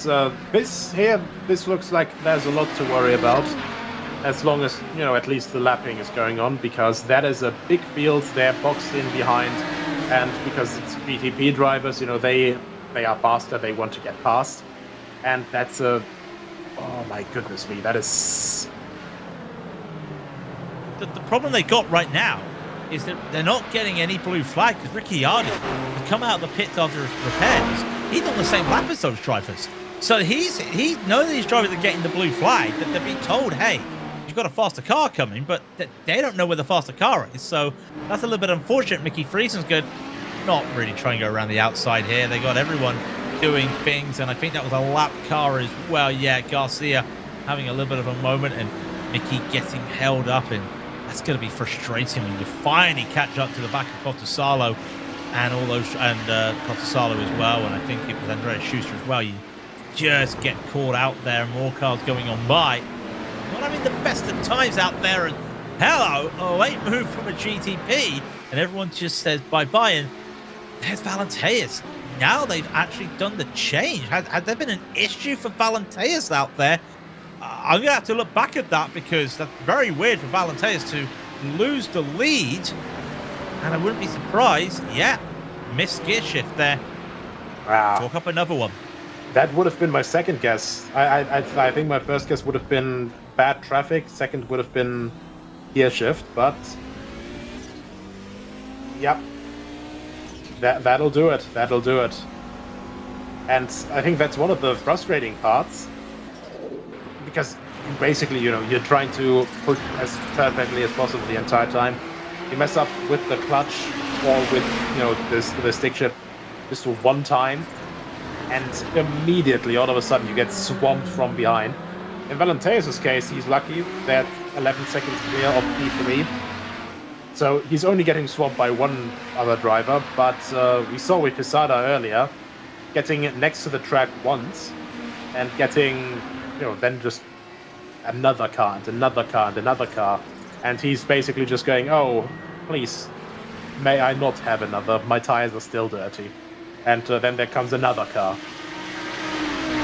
All about momentum, and if you get that momentum wrong around here, you start to lose a little bit of time. We've had one car come into the pits already. Now Lars Stolzen's the second one, and these are proper pit stops now. The Locked-In Racing number 18 came into the pits to make a stop in. Dave Rutenick is now in the car, and I just want to double check. He's been in the car all the time. Doesn't need to worry too much out there. As the solo man, Valenteus now, he's just going to wait. Toga Hisada is now in the pits as well. So we're starting to get these drivers in the GTPs, and back in the day, you couldn't do an hour in a GTP. You had to look for a pit stop, but the way it goes, whoa, whoa, whoa, it's a bit of a having a bit of a moment with the cold tires there, and Valenteus had to take, Lundberg had to take a little bit of evasive reaction, and Valenteus gets it back. So 1-1 in the battle as Lundberg had that moment. Rocket Ship Racing, the number 90, now into the pits, and half the GTP field have made the pit stops. Some of them forced due to damage, some of them with just because of fuel. These guys, well, I think they got another 3 laps before they come into the pits. Speaking of which, the number 90, leading earlier, now in the pit lane, Martinez is still running. So that could play into the final strategy. The next pit stop will probably, or well, almost guaranteed to be a shorter pit stop then, if he fills up to the brim this time. Meanwhile, Caligari, Schwartz, Youngblood, Miller, then Inatani and Benton also in. And Reutenberg and I think the others are already back out again. But look at that traffic on pit road. Well, that's what you want. You want traffic out on pit road. Frankly, it's a one-lane track, so hey, they get away from it, and frankly, they get away. There's more coming now. Miller into Team GC, John Swartz, Toyota Minota as well, all in. So I think it's just 2 cars yet to pit, the 26 and the 111. And I think, looking at it, I think the 111 maybe staying out for a little bit longer, but now got quite a bit of a gap and trying to extend that gap as Miller Motorsports comes into the pits. As I was saying, everyone in there, he's lapping almost the entire field right now. And that just goes to show how dominant he is. And I'm not going to lie, don't know about you, Nicholas, that camera angle may look like Gabri went for a ride there the wrong way. That was I had to stop there for a second. Scary camera angles and almost losing your mind in the commentators booth. Name a better duo. There is none. I will be polite and not lose my mind so early, sir, but you are right. I almost had a moment there. Gabri Martinez comes into the pits, and the Playboy, the GMF team by Playboy, looking to get a nice little run. Also, I just realized that having the 111 on the side of that car, actually, we're in fashion now, Nicholas. Kind of a little bit of a fashion statement there. The 111 almost looks like it's just part of delivery instead of just the numbers. Well, I mean, in this case, we should maybe just call it the 111 car to keep it all age friendly.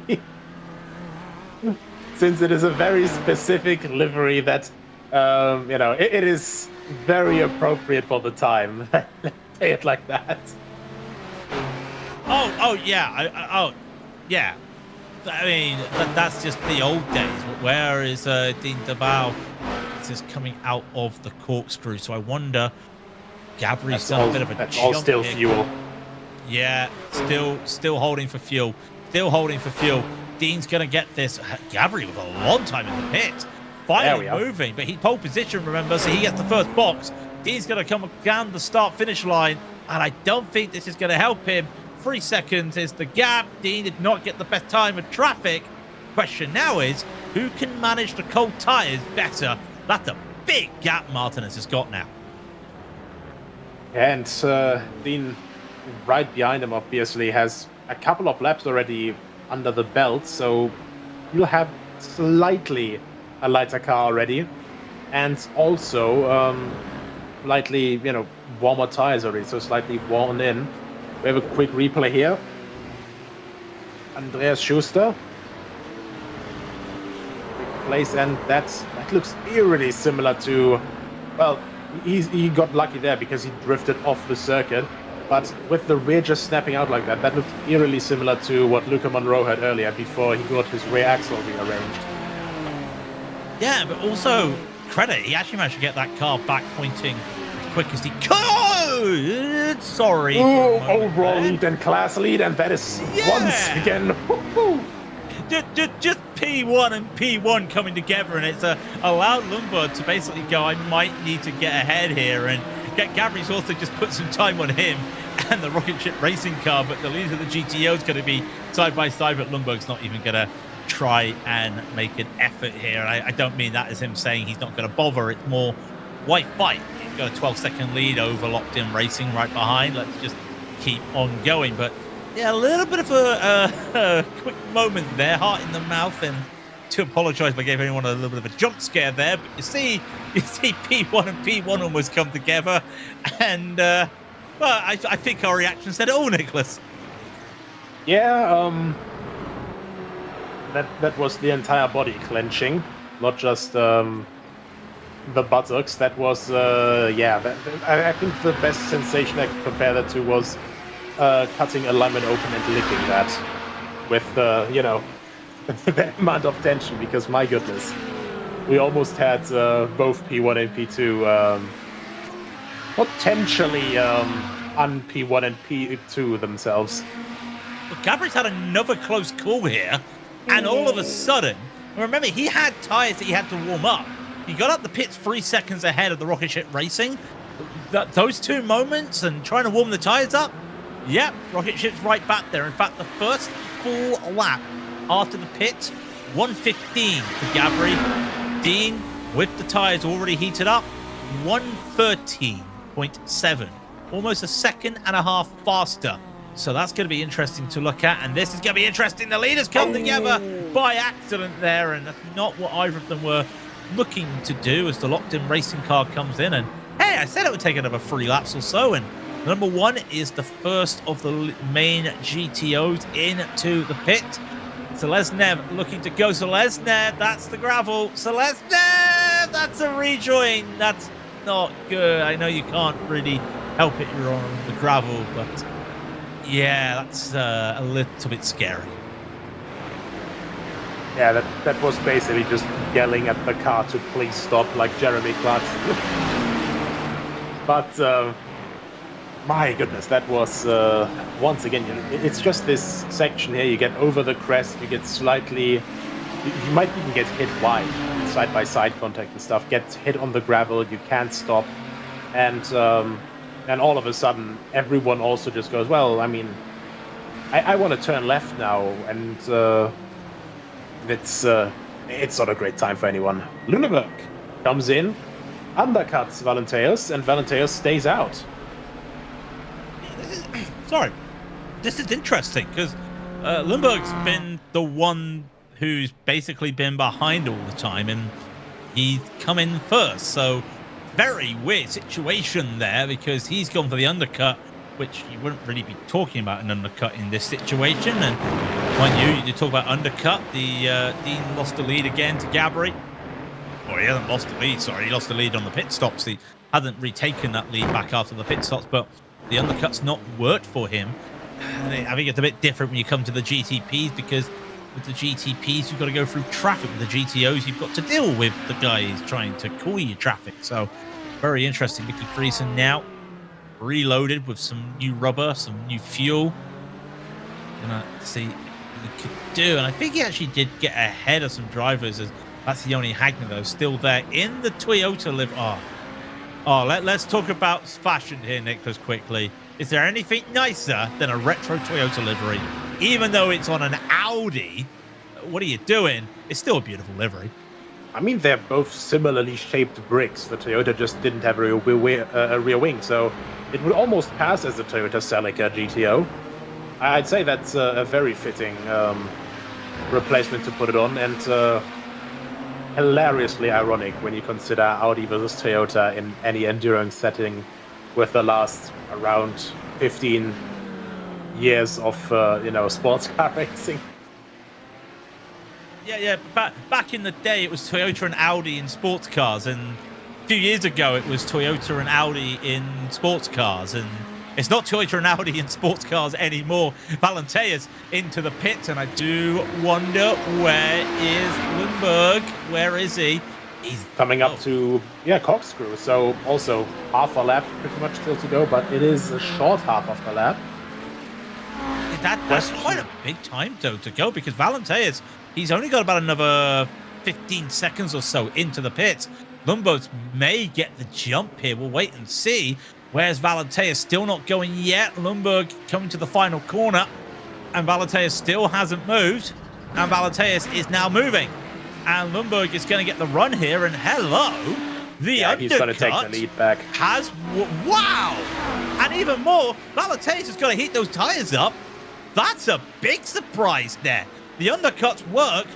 Will that come to play havoc for him though after the final stop? I do wonder that last stop. To make up for that kind of time loss, the last stop must be insanely shorter.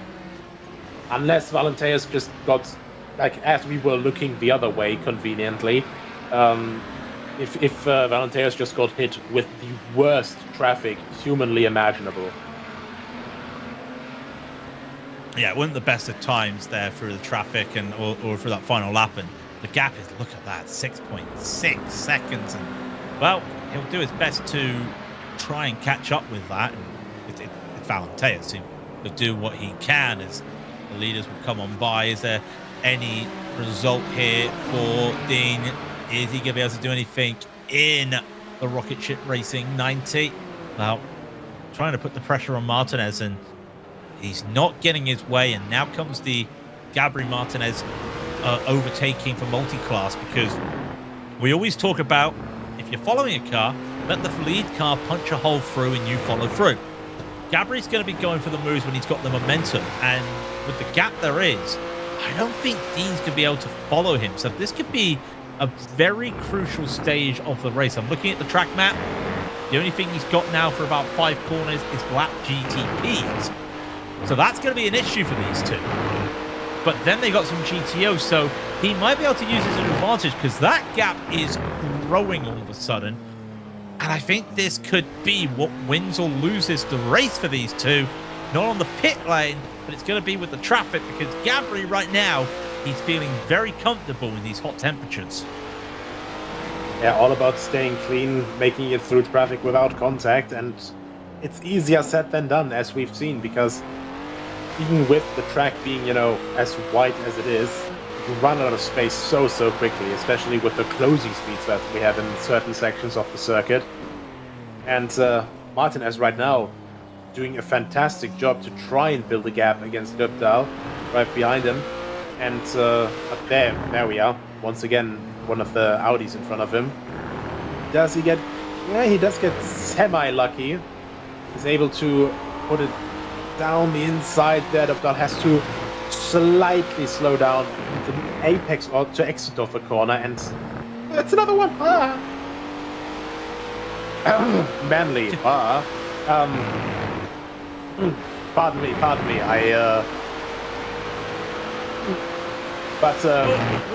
You see what I mean when it's important to stay clean in traffic and that it's not easy. The perfect demonstration. Well, I know the old saying is you're going to be alert on a street circuit, but you're going to be alert when it comes to multi-class traffic around here. Gabri Martinez has Luca Monroe let him by as Dean gets Luca to basically just slow down a little bit, and Luca just lets it go. And he continues on. More battles happening behind, though.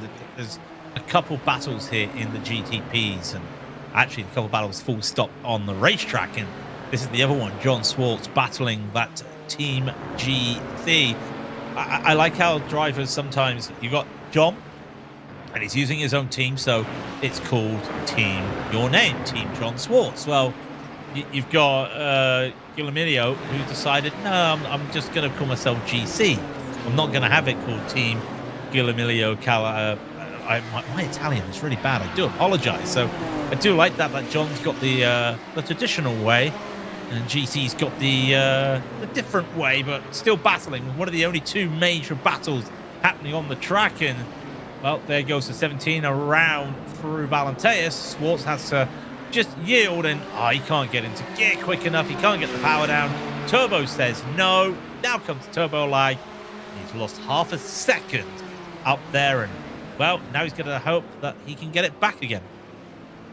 That's another very good point. You know, these guys have optimized their setups to basically get out of the turbo lag as quickly as possible when you exit the corner normally. You get out of the corner, you have one of those Audi 90s in front of you, you have to lift off. Welcome back, turbo lag. This is horrid. Please, guys, I need more turbo. And, you know, that's basically the big downside with the 80s race cars, because the turbo lag on a couple of these things can absolutely make or break you in the most inconvenient of situations.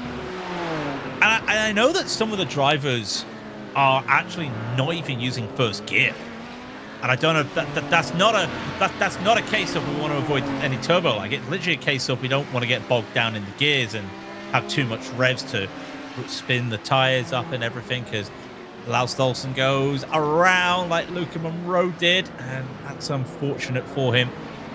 That is unfortunate. Lars is not having the best of days out there, but still 11, trying to battle for a top 10 as John Swartz continues on, but he's lost a lot of time here. 14.7 to Caligari, who did a 13.9, almost a second lost, and he won't be gaining that second back anytime soon, as he's going to get past the lap traffic. And now comes the interesting part. The track is just who you're lapping, who you're overtaking, who you're battling. Well, Luca, look, it's not red anymore. The light, I can see it's a red hair now, Nicholas. I see light at the end of the tunnel. I guess so. Don't go towards the light, Craig. No, it's not your time yet. But okay, I mean, he had a light come up. You know, he's had an idea, and the pit stop was good for something. But I mean, the idea was probably by the mechanics. You know, let's fix the rear suspension, and the idea seems to have worked quite well. He seems to look fairly decent again as well, looking at the timing. So, yeah, last lap he's a couple laps back right now, obviously due to the repair and all that stuff. But last lap, compared to the guys ahead, a lot of them running 14s in traffic, 14.4, 14.8 from Bryce Benton last lap. He ran a 14.0, so, you know, just getting a bit of confidence back in the car, starting to get running properly, you know, to get back into the pre-accident mindset. You know, I think there's still some decent space here for a recovery drive. Oh, definitely. I think he's on course there. Look at that, 14.375, doing really good there. Some decent times. I've seen another driver with a little bit of an issue out there. The 3.83 is falling down my timing tower. Jens Holman having a little bit of a moment out there, and no surprise. Oh, I'm looking back at it. We may get it on the replay in a minute. Well, we've been talking about the gravel at the corkscrew. The gravel's on the track, and well, tires don't like gravel when there's no grip on the tire because the slicks. So unfortunately, he's had a moment there as that compression going into turn 6 again on that camera angle from Diebout. He continues to hunt down Gabri Martinez, and he's doing his best at the Well, I'm glad the camera angle didn't show what happened at the end of that. Thankfully, nothing happened. Everyone got around, but Sky Steed having a little bit of a moment there through the corkscrew. And for a moment, I thought Alexander Miller got caught up there, but everything's good. Here's Nick Bumbatz in the Jamaican car, the 29. I think he'll be looking to have some cool runnings out there as he's battling Sam Skogan. I think by the end of this live stream, yeah, Jens Hohmann here again. Let's have a look. Ooh, yeah, that is a little bit too much turbo and a bit too quickly. And the tire's not being fully loaded up yet. But, you know, there's this video of, I think, like 2 hours of Michael Jackson sounds. You know, just the Jamona and all that. I think at the end of this live stream, we can probably get like a solid 5-minute compilation of just, you know, random sounds that we make when someone unexpectedly spins off there. Yeah, normally it's the high pitch go aggressive because something happened, but this right now is ooh, yeah. If anyone wants to go back and do some do a little bit of editing, and I think someone's now just going to get a video for us. It would just be manly noises, you know. It would just be that shortly afterwards as Bovats continues to catch up to Sam Skogan, who is continuing, and Sam got a car that doesn't look like the Cookie Monster at the front anymore out there, so that Fab Pink is going on as more drivers going in for pit lane. Chiari in the 009 into the pits for, I believe, a schedule. Sam Skogan, there is Pink Fab car. Now this battle is back brewing, and that GTP up ahead is also for position. It's a 3-car battle here for the last spot of the podium. As Locked In Racing, the number 18 car, hasn't had the best of times coming out of the pits. Ruttenbeek is struggling out there, as he's now got 2 cars within 2 seconds of him in the back. And I said about it earlier, this could be the pit cycle that could decide the race. Well, it could also decide these guys' race, or who's going to be that last spot on the podium. Yeah, not just that. It's sometimes just, you know, being at the right place at the right time, wrong place, wrong time. And right gap, right car. because, oh my goodness, see exactly what I mean there. You just run a little bit too wide trying to get past that Audi 90. They're splitting him! And Dipdal makes it down the inside, last corner. Can he put the power down? Not quite. Oh my goodness, the unexpected, just the unexpected Häkkinen Schumacher, my God, what was his name? Oh, it was Zonda. Wasn't it Zonda? Yeah, I was gonna say Senardi. Different. Well, I wouldn't say different era. Same era, but different team, different driver, different everything. Yeah. Almost did the Häkkinen, but didn't need to. As Martinez holds on to this, and look at the steering angle he has to do. And is it quite interesting because these are old school cars, and old school cars are round wheels, not D's. Not Formula, they're round wheels. Well, sim racers, if you use a D-shaped rim, not all the time you get all that force feedback in some systems. So most drivers run Formula wheels for these sort of cars as well to get more feeling. And you got to think that if he's putting that much steering angle on, that's got to be the sign of I would almost say that's a Formula wheel driver on the sim. Because that's just going to work. And almost again trying to do it as well as Joni Hagner getting caught out there. Joni Hagner's coming into the car for the Rusty Spatula Glacier Racing. And on the subject of paddles, Michael Polasek, shout out to Michael, winning the GTO top split on the broadcast on iRacing earlier. Actually using Formula wheel, flappy paddles. Paddles broke on him. Had to find a new way to do things and managed to get it done. Oh my God. Yeah, I'll be honest, like running a modern Formula rim for, let's say his historic cars in general, or especially the older you get, like for example the 50s cars, they had these huge like 34-inch rims, like completely round where the elbows were outside of the car. Try to run that with a Formula rim where you put in like 1.5 rotations to get around the hairpin at Monaco. You're going to hate yourself after like 3 or 4 laps. So I always respect the guys that no matter what car they run, they just go, well, I mean, it's a Formula car. I don't care how old it is. Yeah. And I don't think I'd even like to try and do that. And I think that's why a lot of sim racers nowadays just have 900 degrees of rotation. You go any bit more, number one, it's not, I wouldn't say it's not realistic in quotation mark, but most of the modern day cars basically have that 900 degree of rotation, so you don't get that. And people also like to be, well, if I turn at that rotation, the steering wheel goes at the same rotation, so you get an idea of what I'm doing. And I think that helped out there. Caligari, what are you looking to do this time? Continues on, and Zimin is decided to go onto the beach there at the corkscrew. Caligari now going through. Oh, my word. Very late send there, Swartz. Yeah, that's going to happen if you're going to try and send it a bit too hard into the corkscrew. He knew what he was looking for there. He saw the traffic ahead. He thought he could catch up to the leaders. And the car just said, well, the brakes said no. He could not turn in for the corkscrew. But he's already back up to them, even though he's got to serve a slowdown. And, yeah, he served a slowdown now. This goes to show he didn't really need to be that aggressive. Traffic's worked for him. Yeah, the difficult part is just, once you get slightly caught out by that, or you have this, slight human reaction of when you're getting very, very uncomfortably close to something, you try to stay away from it. You stay on the brakes. These cars don't have ABS. The brakes lock up, and then you hit the thing that you didn't want to hit. So sometimes it's this rather unpleasant incidents. Luckily, Schwartz got away from that still, and can live to fight another day in this situation. Yeah, with other drivers still living to fight another day. Alexander Miller, I've already said it. I've said it to him before. Love this paint design. It's just so... It's striking in all the good ways, and Christian's giving you all the best angles out here today with the rainbow and almost the pride colours there.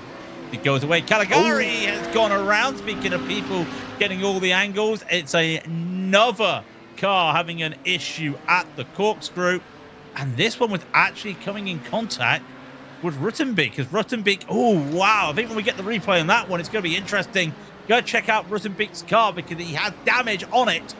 They came together after Ruttenbeek went a bit too, well, the rear of the car said no, bueno, and he had a little bit of a stutter. So Ruttenbeek is holding damage right now. Schwartz may get this P3. We'll have a look at the replay. Watch this. He goes for the battle. There's no fighting here. A little bit slow off the corkscrew. Got on the throttle when you saw that wiggle. Ooh, and that's all you need to do in Caligari. I'm amazed he doesn't have that much damage there. I think if anything, I think the number 18's got more damage. Yeah, number 18's got more damage than the number 17 who almost hit the wall. That was, I'd say everything considered, that was, still, yeah, he was relatively lucky still. That could have ended far, far worse.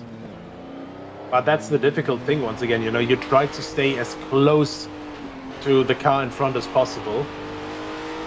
But if there's a mistake, like, you know, I think the best example here, again, once again, Monaco Historic Grand Prix, so a real-life equivalent, John Alesi was fighting Marco Werner for God knows how many laps, and then because Alesi was in a Ferrari, he had more power, even though the Lotus was far newer that Werner was driving.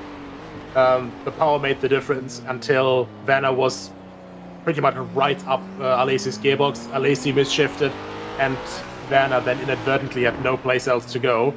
Hit that Ferrari from the back, and that thing got put in the wall. Heartbreaking, but that's what racing is, you know? Yeah, I think everyone remembers that moment. It was the most talked about moment ever in the historic Monaco Grand Prix. Always fun to watch those though when you see it, and seeing those type of drivers going around, and that's so unfortunate. So Schwartz, is going to try and catch up to Ruttenbeek here. Now the problem is, when you've got damage to a wing like that, you worry. You worry about top end speed. Where's the straights here? There is none. You start finish line and that's about it. But I don't think it's long enough for that wing to really play havoc. Downforce is going to be a bit of an issue on that car. But what are we now? About another half an hour to go. If the pace is good and the traffic's working for him, and I say that now, and I look at the track map, that there's no good traffic for him right now. It's clear air. I don't think this damage is going to affect him too much. We talked a couple days ago about how the wing on the back of a Skip Barber is as useful as a wing on the back of a Subaru Impreza.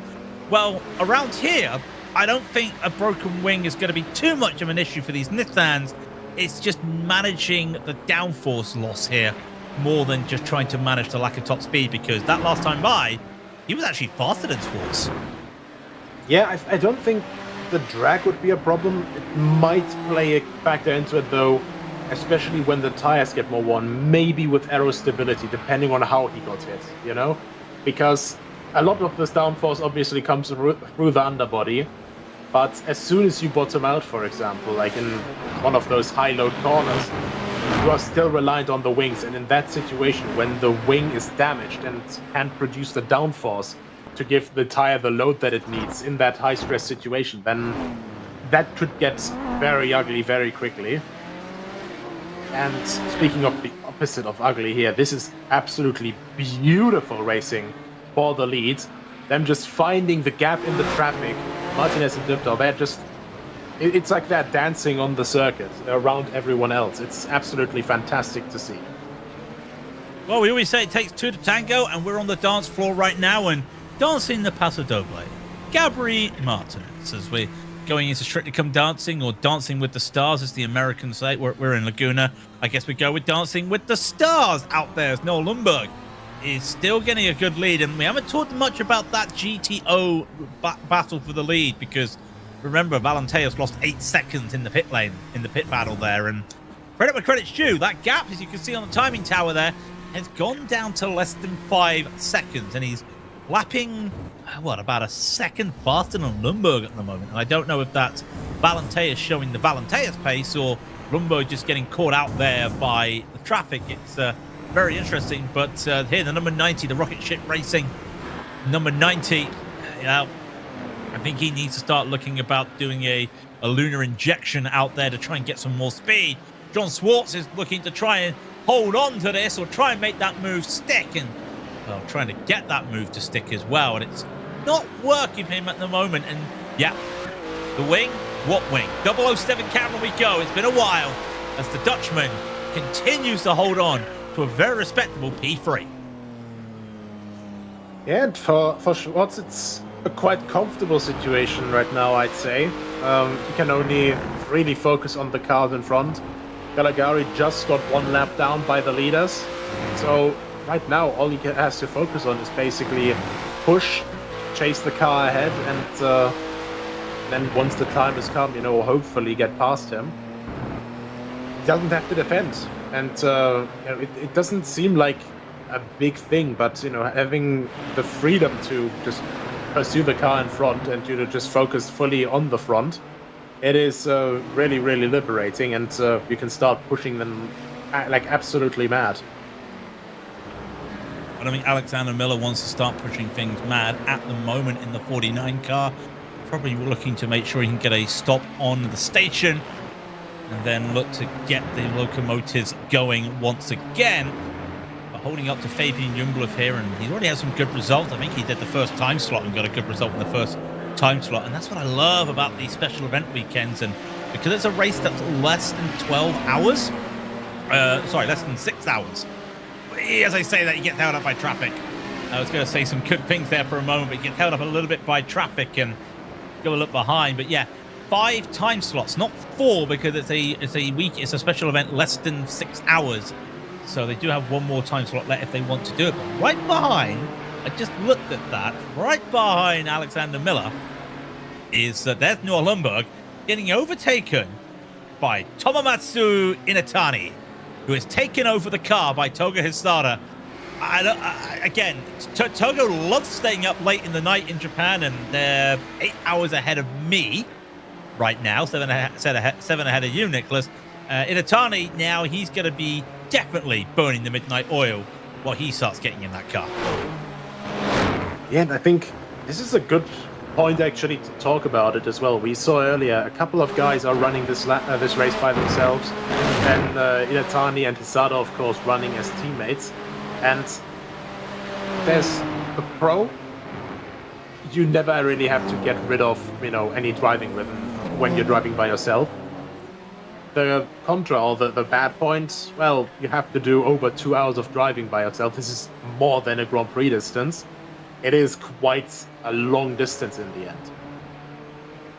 At the same time, you have a teammate. You have to maybe make do with you know, some setup choices and stuff, because you don't have the same preferences. And obviously, if you are new in the car, so like Inetani having come in not from the race start, but having come in from the last pit stop, even though he seems to have been doing very, very cleanly and quite nicely through the entire time, you know, you have to sometimes take a bit more time to actually get into that driving rhythm, and then, you know, then you can start pushing properly again, and then consider again, okay, do I then just finish the race, or am I going to let my teammate finish the race again after a break? And I'll tell you what, from personal experience, that's the problem. Sabering 12 is a great example when it came to iRacing. We were one of the fastest cars in the hot temperatures when I was in the car. It was about 50 Celsius, track temp, something around that, 45, 50. We were one of the faster cars. Great, get out the car, I feel really good. I don't drive the car for another 3 hours, where the track is now rubbered in, and the track is now dropped to 28 Celsius. Now, the problem you get with that, it's all good working together and doing a little, you know, then getting back in the car. It's not going to be the same as it is today, because it's still going to be quite warm for these drivers regardless. But at that stage, the track's too gripped in. I don't know where the grip is, and the grip's everywhere. But I don't trust the track. The track is colder. I don't trust everything. And doing that little switch back there is really tough, because unless you've religiously practiced in every condition, I know that the top split drivers do that, you don't get that, and you have to really respect that. Right, I'm back in the car. What's the difference now? And I'm sure that Inetani and other drivers who are working together here, Rusty Spatula's Glacier Racing as well, they've got 2 drivers. I'm sure that in a bit they'll be going, right, well, the track's like this now. It's knowing Glacier Racing, knowing the Scandies, they'll just be like, the track is rubbish. Don't forget, you know, that they'll be saying stuff like that. But they will be giving all that information back to one another to say, look, this is how the track goes. Just be careful here, the car's doing that, and you need that. And don't adjust your set. That's not a broken front there from Taibao. That is literally the wind pushing on the windscreen.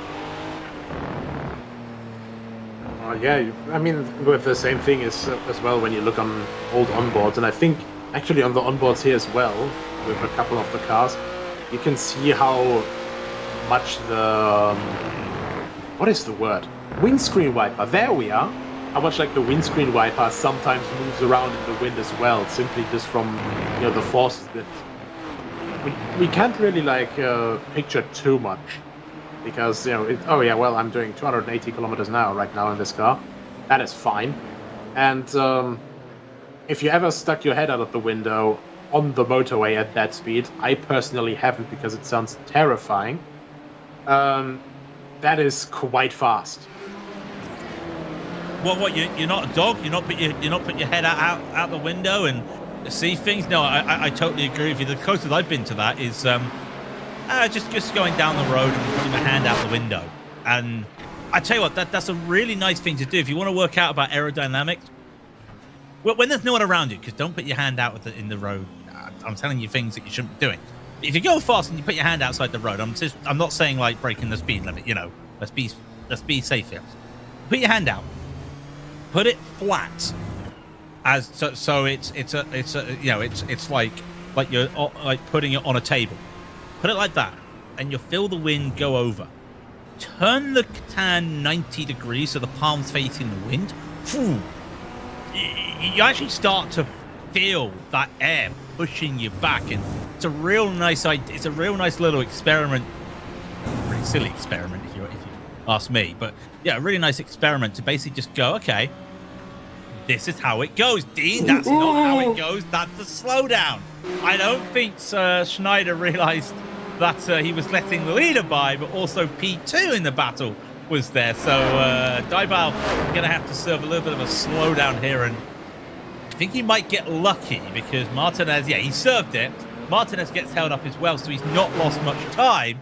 Here we were hoping that he won't have to put his hand out and do a Corvette at Daytona last year after that moment with a lap traffic.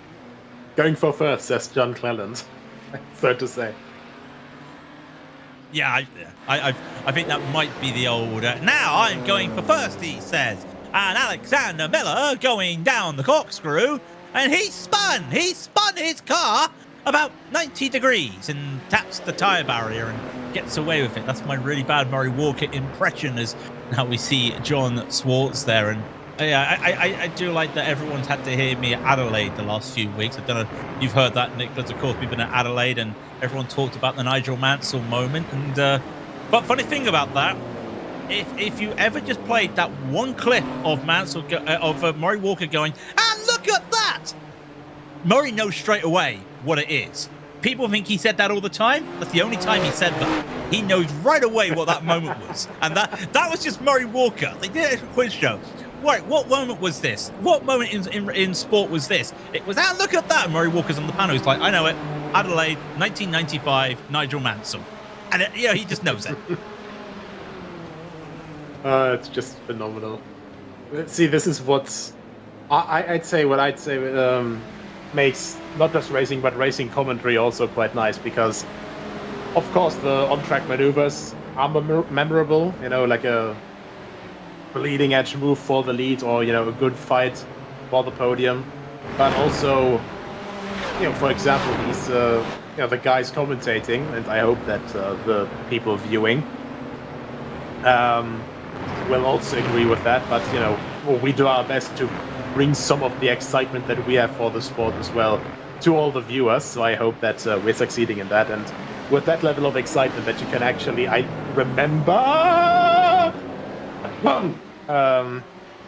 remember those situations in a live and interesting fashion. Add another one to the soundboard, I think, there, but that was a very, very heart-in-chest moment, because at the same time, Swartz was trying, in all due fairness, Swartz was trying to catch up to Ruttenbeek here. Here's something interesting. Here comes John Swartz. He's had to now pull over to one side, P4 is now lapped by Gabriel Martinez. That just goes to show the pace that Martinez is going. And you'll see in a moment that Daibao is going to just lap him again. So credit where credit's due as a GTO just in the, that Sky Stead, just in the side there going off. Credit to that. Saw the leaders were coming up, decided it's not worth it, pulled off to one side. All good, but Valenteus, I think he may have just needed a change of plans there for a moment. He's now 6.8 seconds behind Lundberg, and not where he wants to be right now as these cars are coming up to Noel Lundberg, and this time by the leaders don't come close to one another. Oh, I say that, and all of a sudden, Daibao goes around. I'll be honest, Lundberg got so lucky there. I think, yeah, that was about a 50-50 outcome. Either it was going to be both of them spinning off in a very, very unsavory fashion, or only P2 in our GTPs. Lundberg somehow got away with that, still keeps the gap to Valenteus up, and Dardal just, that is a shame. You know, you have to push to try and catch up through the traffic, but you just have one of these very unlucky moments, and I think that was just a little bit too late for that gap. Yeah, I don't know if we've got the replay lined up or anything, because it's be interesting to see properly. As this is a tough corner to do anything, and there's a little bit of cambering. Yeah. Lundberg, as the Audi, has to turn in there at some point, otherwise he misses that camber and goes wide. And I've got to say that unfortunately that was a late move there by the Rocket Ship Racing. He's lucky that, in all due fairness, he's lucky he doesn't have any damage there. And I think Lundberg as well. Well, Lundberg at the front of the car is looking a little bit like Elvis Presley right now. And well, he's been carrying that damage for a lot of the race. So he hasn't really picked up any damage there. But a little bit lucky there as we got another replay going as well. This is Luca Monroe. And Luca's going to, a little bit of a twitch there, trying to go for the overtake. Oh, now was that a case of the Audi just outbraking himself there, or just locking up and sliding into the side there of Luca? Not what you want to see. Luca's not had the best of days and still going out there, not where he wants. But now, by the way, that moment with Lundberg, he only lost a second, you know, Nicholas. Only lost a second, and he's still got quite a decent lead to Valenteus. Yeah, I mean, Lundberg, if nothing else, and, well, it's not the case of nothing else, he's incredibly consistent through traffic. And, you know, if nothing else being untrue, you know, he's also just generally incredibly fast by himself, even with visible front-end damage. Yeah, well, no, Lundberg, we've seen damage like that before. Doesn't really affect drivers. Jason Green. Just because we have only got 3 cars on the lead lap doesn't mean there's battles down the field. And Jason Green in the number 5 slow motion racing, and that's racing. Sorry, yeah, it's almost like ray tracing. It's racing. It's RAYCING. That's really throwing me off there. Got the Bryce Brenton car right in front of him. They got that car fixed though. That number 5. Credit where credit's due. They had a moment out there. Dirk Braun had some issues to start the race. And they managed to get the car fixed, come back out 2 laps down, but they're still battling, and they are still looking for pride. Yeah, running really good still. And, you know, it shows you that, you know, no matter where you are in the field, even with 1 lap, 2 laps down or something, you still have people still fighting for every single position that they can get. And it's just one of those beauties of racing, you know, in the end, like, it's not always just for the win, it's also just generally, well, this guy's still ahead of me and I can still reach him. Why wouldn't I try to just erase him with everything I have right now? Well, why not? It's all about pride. And I remember when I first started doing endurance racing, I said I'd like to be in a team where I don't just want to drive around doing nothing for the last 5 hours. If I can actually still have a battle at the end of the race, that's what I want. So that's what we're going to see there. And Sam's go good. Well, okay, Sam, you were the cookie monster earlier. What are we trying to do right now? Side by side with Wibberley as he continues on. Going to get that move done, Wibberley. And that's not the best thing in the world. And Sam, Well, he's going to fight this again, trying to keep this around the outside, but he's going to hold this on, takes to the inside, holds it, and a little bit in multi-class.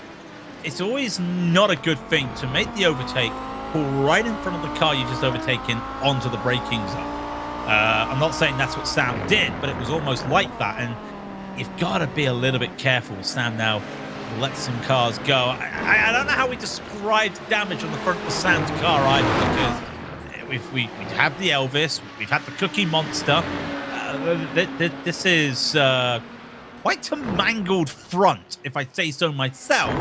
The front's been pushed in and then some. So another car goes off. Hang on, multiple cars go off. Hang on 1 second. Let's just get a little bit of a count there. With cars go off, Steed having a little bit of a moment. Skogard having to take a slowdown going off as well. I think I saw a GTP going off.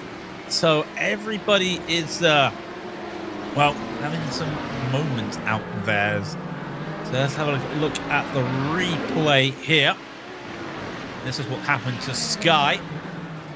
Did Sky go a bit? Ooh, and the British judges gave them a 3 for synchronicity there. They won't be winning gold in the synchro dive, but there's 2 cars going around at the same time, and it's almost like the tunnel vision. You're following what the car does in front of you, and if the car in front goes a little bit wide, you kind of follow what the car in front does as well. It's a little bit of an unfortunate moment out there, so it happens. Best of, well, it's the worst of both worlds when you think about it as well. And just looking at the timing tower, if we just saw the 90, Sky's gone again. There's Dybauer having a little bit of a check-up moment there. In fact, I say it with a check-up moment, because that's why Sky was into the gravel.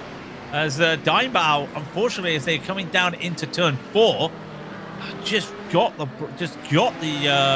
depth perception completely wrong there. And now I wonder if there's still no damage to the front of that 90.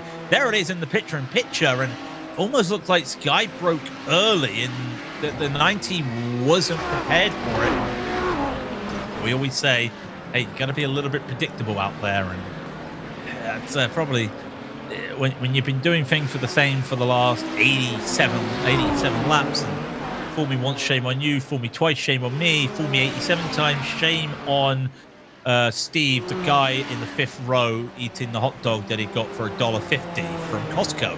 As Jason Green continues on. That's a joke no one's going to get. I apologize. And Jason Green continues battling Bryce Brenton. It's, again, this is one of our closest battles in the race right now, and he lets the cars go by. He actually lets Gabriel Martinez by. That's really good to see. Nicholas, I know the blue flag is not mandatory, but in special events like this, some drivers, they really see that blue flag and like, I just need to get out of the way for you. Yeah, I mean, it's in the end all down to, what kind of situation you're in, because of course you don't want to slow down massively if you are, still chasing someone in front. But, in certain situations, you can basically just go, well, I know this guy behind me, he's a lap ahead. He's way faster than I am, or he's in a different class. And if I just stay behind him, if I just stay in front of him now in this next section where he can't get past, he's going to get stressed. He's going to try a riskier move. I'll just let him by now. He'll be out of my hair. I'll have a clean track right after that. It's all about learning these tactics in these multi-class races, that you really not just have to learn for the first time, but then also have to master and then put into application while racing, well, 500 to 800 horsepower historic race cars. Man, it would be nice to drive one of these historic race cars, or even get near to one of them. They're rare as hen's teeth nowadays, these Nissan GTP ZX turbos. But that's why they're an IMSA Hall of Fame car, because they are just fantastic. Brabham. We always talk about Brabham and how Jeff Brabham took this car to 2 championships. Never won the Daytona 24, or the Rolex 24, if it's now called nowadays, as Jason Green there. And I just looked up to the top of the timing tower. 51 to go. We're over the halfway stage. I missed that. I was definitely not going to start singing a certain song out there. As Inatani is really making a charge. We always talk about how Hisada, the Emperor of the Lotus, has really starts to be aggressive. Inatani, not a driver we see a lot, but when Tomiyasu comes into this car, a lot of pace at display, and now the traffic's spread out a little bit. Got the pit stop, got Hisada out the car. Inatani is on fire out there. I'm just looking at the times. Yeah, it was 3/10 faster than Fabian Jumbluth right ahead. I think a top 5 is on the cards for the Camel GT Japanese gang. Absolutely, and this is just one of these. Oh, that's in the background again, a big slide. I don't know if that was actually quite a lot of smoke. I wonder if that was maybe a blown engine there. This is one of the benefits of having a teammate as well. You know, with Hisada having this rather unfortunate first stint. He got out of the car, gave it to his teammate, and pretty much he goes, well, this ran badly for me so far. You can just go wild. So Inatani, unshackled by anything, can basically just go, okay, I'll just race now. And he's like a fish in water right now. He's doing very, very good laps, very comfortably faster. And obviously also running through some traffic right now with all the others. And I think we have a bit more replay coming up. There we are. That's Sam Skofgard, and that is in fact... Okay, it was only tire smoke, it seems. It's only tire smoke? Oh, wow. Holds it? Holds it? No. I mean, he still sort of held it. He stayed true to the Quattro all-terrain traditions. It's just a shame that Group B is already, not a thing anymore for 2 years when that car is in service. Yeah, it's unfortunate, Dan. I gotta say that all that damage at the front, I'm starting to wonder if that was the real world. How would you get the hood up? I know the catches are not at the front, but that'd be a very tough hood to try and get up and replace, and maybe Sam will be able to get some damage repaired on that. What would be their final pit stop? That's the important thing. It would definitely be the last pit stop for these drivers, and just looking around, everybody doing their pit stops around their own respective 14.8, 49, 50, 51, and for the GTOs it's the same. But remember, they're now about 8 laps down compared to the lead cars. What was it, lap 90? Oh, it's actually 10 laps down. Sorry, that's the lap gap now. So yeah, so we're lap. Now Tinatani comes in. We're lap 92. Leaders came in lap 51, so around the 100 mark, we're going to see the drivers come in. That's going to be interesting for that final pit stop, because it's going to be a smaller fill up there, which also means, will they take the tires? I think the answer is yes on this hot track. They will need to. Inatani looking to make some moves. Very interesting place to make some moves there around turn 3. Couldn't get it stuck, but he's really putting the pressure on Fabian Jumbluth right now. And this Japanese car is looking to go, well, it's not looking to go Ichiban, but I can't remember number 6 in Japanese. I apologize, Togo. Pushing hard, though. I mean, even if that small overtaking maneuver wasn't, it didn't fully complete the move, it does complete something very important. It lets Youngblood know that Toriyasu is in fact there. He's ready to fight, and sometimes that alone, it's that pressure that builds up in the car in front. When you're defending, you constantly have to check your rearview mirror, because that's Nissan behind you gets bigger and bigger and bigger again and again on the brakes. And right now, Inatani, he's in a prime time position to just put some extra pressure on the car ahead. Well, to take a line out of Airplane, Inatani's getting closer and Jumbluth's getting larger. Yeah, please tell me people who've seen Airplane. You get the joke. Actually done in Family Guy as well. So yeah, the same thing as well. But yeah, that just gives you an idea of basically right now. And the last thing you want when you're in the middle, well, just over the halfway stage of an endurance race like this, and so just under 3 hours long, so it's still classified as endurance. The last thing you want is to see a guy starting to catch up to you, because you start to worry a little bit. I'm looking at the times, not as fast as the number 18, who's 16 seconds up the road, but never say never, but this has been a really good drive from Inatani. Traffic not working for Youngblood, but Inatani's not going to be able to look to get a move. As Youngblood, he puts on the gravel trap. He puts that pocket here sound, comes down the inside. Into the inside he goes. Fabian around the outside with the defense. Inatani gets the wheels a little bit scribbly there. I think gravel was there. Fabian, pocket stand, naughty. I'm not being serious there, just having a bit of fun. Inatani, you can't go around the outside here of the Andretti hairpin, and that's unfortunately going to be all she wrote for the moment. My God, that was some late braking from Inatani. Let's hope that the tires didn't get too dirty, because I want to see that again. These are the kinds of moves that you know, I live for, you know, as a commentator, as a spectator, and as a motorsports fan. Matthew Cockerham, I think that should be his final pit stop as well. That should be scheduled, wouldn't it? It's about that time. It's gonna be touch and go. I think he could make it. I'm just looking, trying to crunch the numbers quickly in my head. Remember, I was a qualified accountant, so I should be able to crunch numbers. I think he could make it to the end on that. Yeah, there's 46 laps left. Yeah, 46. The lowest someone's done on a tank of fuel right now is 45 laps. So yeah, that should be it now for Cockerham out there right now. It's probably just going to fill up. But the problem is, you fill up now as we're watching Jason Green still having this battle right here for this 12th place with Bryce Benton. If you fill up now, all right, that's fine. You can go to the end. But you've now got to go with an absolute heaviest car that you've got. Whereas if you're going to just drain the tank all the way to the end, you're only going to need like a half a tank of fuel.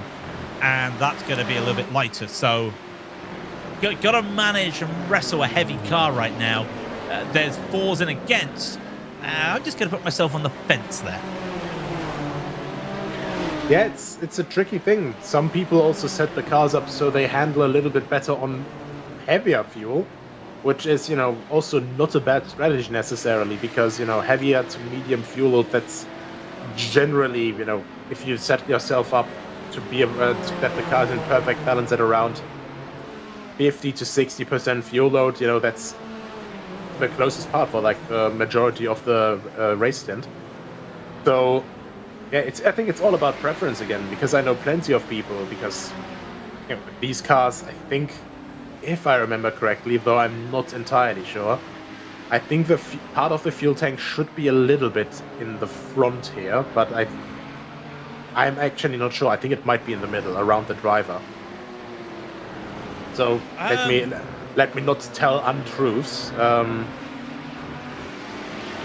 But especially with cars, you know, like the Audi, for example, with front engine, you have the fuel tank in the rear. Some people like a bit of a heavier rear because it gives you a bit more traction. You know, the weight distribution is a bit nicer, and it's one of the big things in Porsches. You know, that's always splits some of the drivers, because you have the fuel tank in the front, so of course you're faster because you're lighter. With an, oh my goodness me, Jason Green trying to go past, but the Audi in front of him not quite knowing where he wants to go past.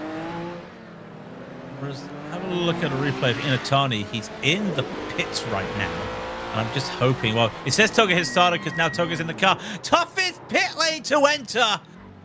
And oh no! Oh, that's the poor Honda Civic. That's the poor dink, and you're like, Aaron. Well, we talked about how tough of a pit lane it was, and we just hit that. Toga has started now. Clean air. Maybe he can get back up into P5. That's a bit of a trip to go though, but damage all fixed. And he's going to now go to the end, but he's got 45 laps of fuel, I think. 45, something about that, laps of fuel. So it's going to be a long time to go. That Camel GT Japanese gang, but Inatani, you've done yourself proud there. What a stint that was from him. It's now back to the Emperor to get back in that car. Hopefully, get some going. And speaking of get some going, Lundberg needs to get going here. That gap is now 3 seconds to Valenteus. Yeah, I was going to say, when we last looked over there, that was when we had that collision of Dido and Lüneburg through this corner here. And it was still about, I think, 4 seconds, 2.5 now. Valentea's channeling everything he's got into, well, putting in quali lap after quali lap now. Last lap, they were fairly similar on pace, actually, but Sector 1 just now, Valentea's 0.3 faster. It's going to be interesting to see how they actually end up now, and I think... Did Lüneburg just go into the pits? No, he's not there. Or was that... Oh, no, it was... that was perhaps... maybe he got a cut back just now. The live timing just showed a little bit of a confusing thing. Yeah, I know that the Rocket Ship Racing has gone into the pits. They've taken their last, he's taken his last pit stop there, and to give you an idea, cone to cone, it's about 1:11 if you were to just go in full fuel, full tires straight in. 1 minute dead, so 11 seconds saved on fuel. A little bit of an early pit stop though. Very surprising that he's come in that early. However, that could be a good thing. The gap, though, 1.8 seconds between Rocket Ship Racing and the GMF team by Playboy. There is Dean Diebout going up the hill in the Calsonic Nissan livery. It's iconic because if you're a person of my generation, and I think Nicholas as well, we grew up with a certain video game called Gran Turismo, and that's all you saw. I mean, we know Calsonic from other liveries in the history of Nissan now, but when you're a kid, there was only one thing, a Nissan Calsonic Skyline, and that blue with Calsonic written on the side, well, that was some people's childhood. Absolutely iconic, I agree. And the funny part here, Didal just going a little bit earlier for the pit stop. Gabriel Martinez now pretty much trying to lap the car behind him, that is position-wise in front of him. But of course, he'll have to pit in the next couple laps as well. John Schwartz, third place. Caligari also in the pit lane. So those two on the jacks now. Martinez should be coming in relatively soon as well. The thing is, with Didal, the last time we had a pit cycle, he also came for a rather, not a huge undercut, but 2 or 3 lap undercut. That worked out very well for him, so I cannot blame him for trying to do the same strategy again, even though he's a bit stuck in traffic right now. You see the gap around 107.5 to 108. Still, considering that, probably for the last stop they'll be in the pit lane for about a minute, that's 7 seconds. That would still be an improvement compared to one of the last couple of gaps that we saw from him due to that spin that he had with Lüneburg earlier. Now, Caligari, we just saw that on the picture-in-picture. Schwartz got ahead of Caligari by big time. And when I went to look at Caligari, my camera was pointing backwards. Now, in the sim, when your camera's pointing backwards, that means you've hit the reverse. And if you hit the reverse in the pit lane, that means you missed your pit box.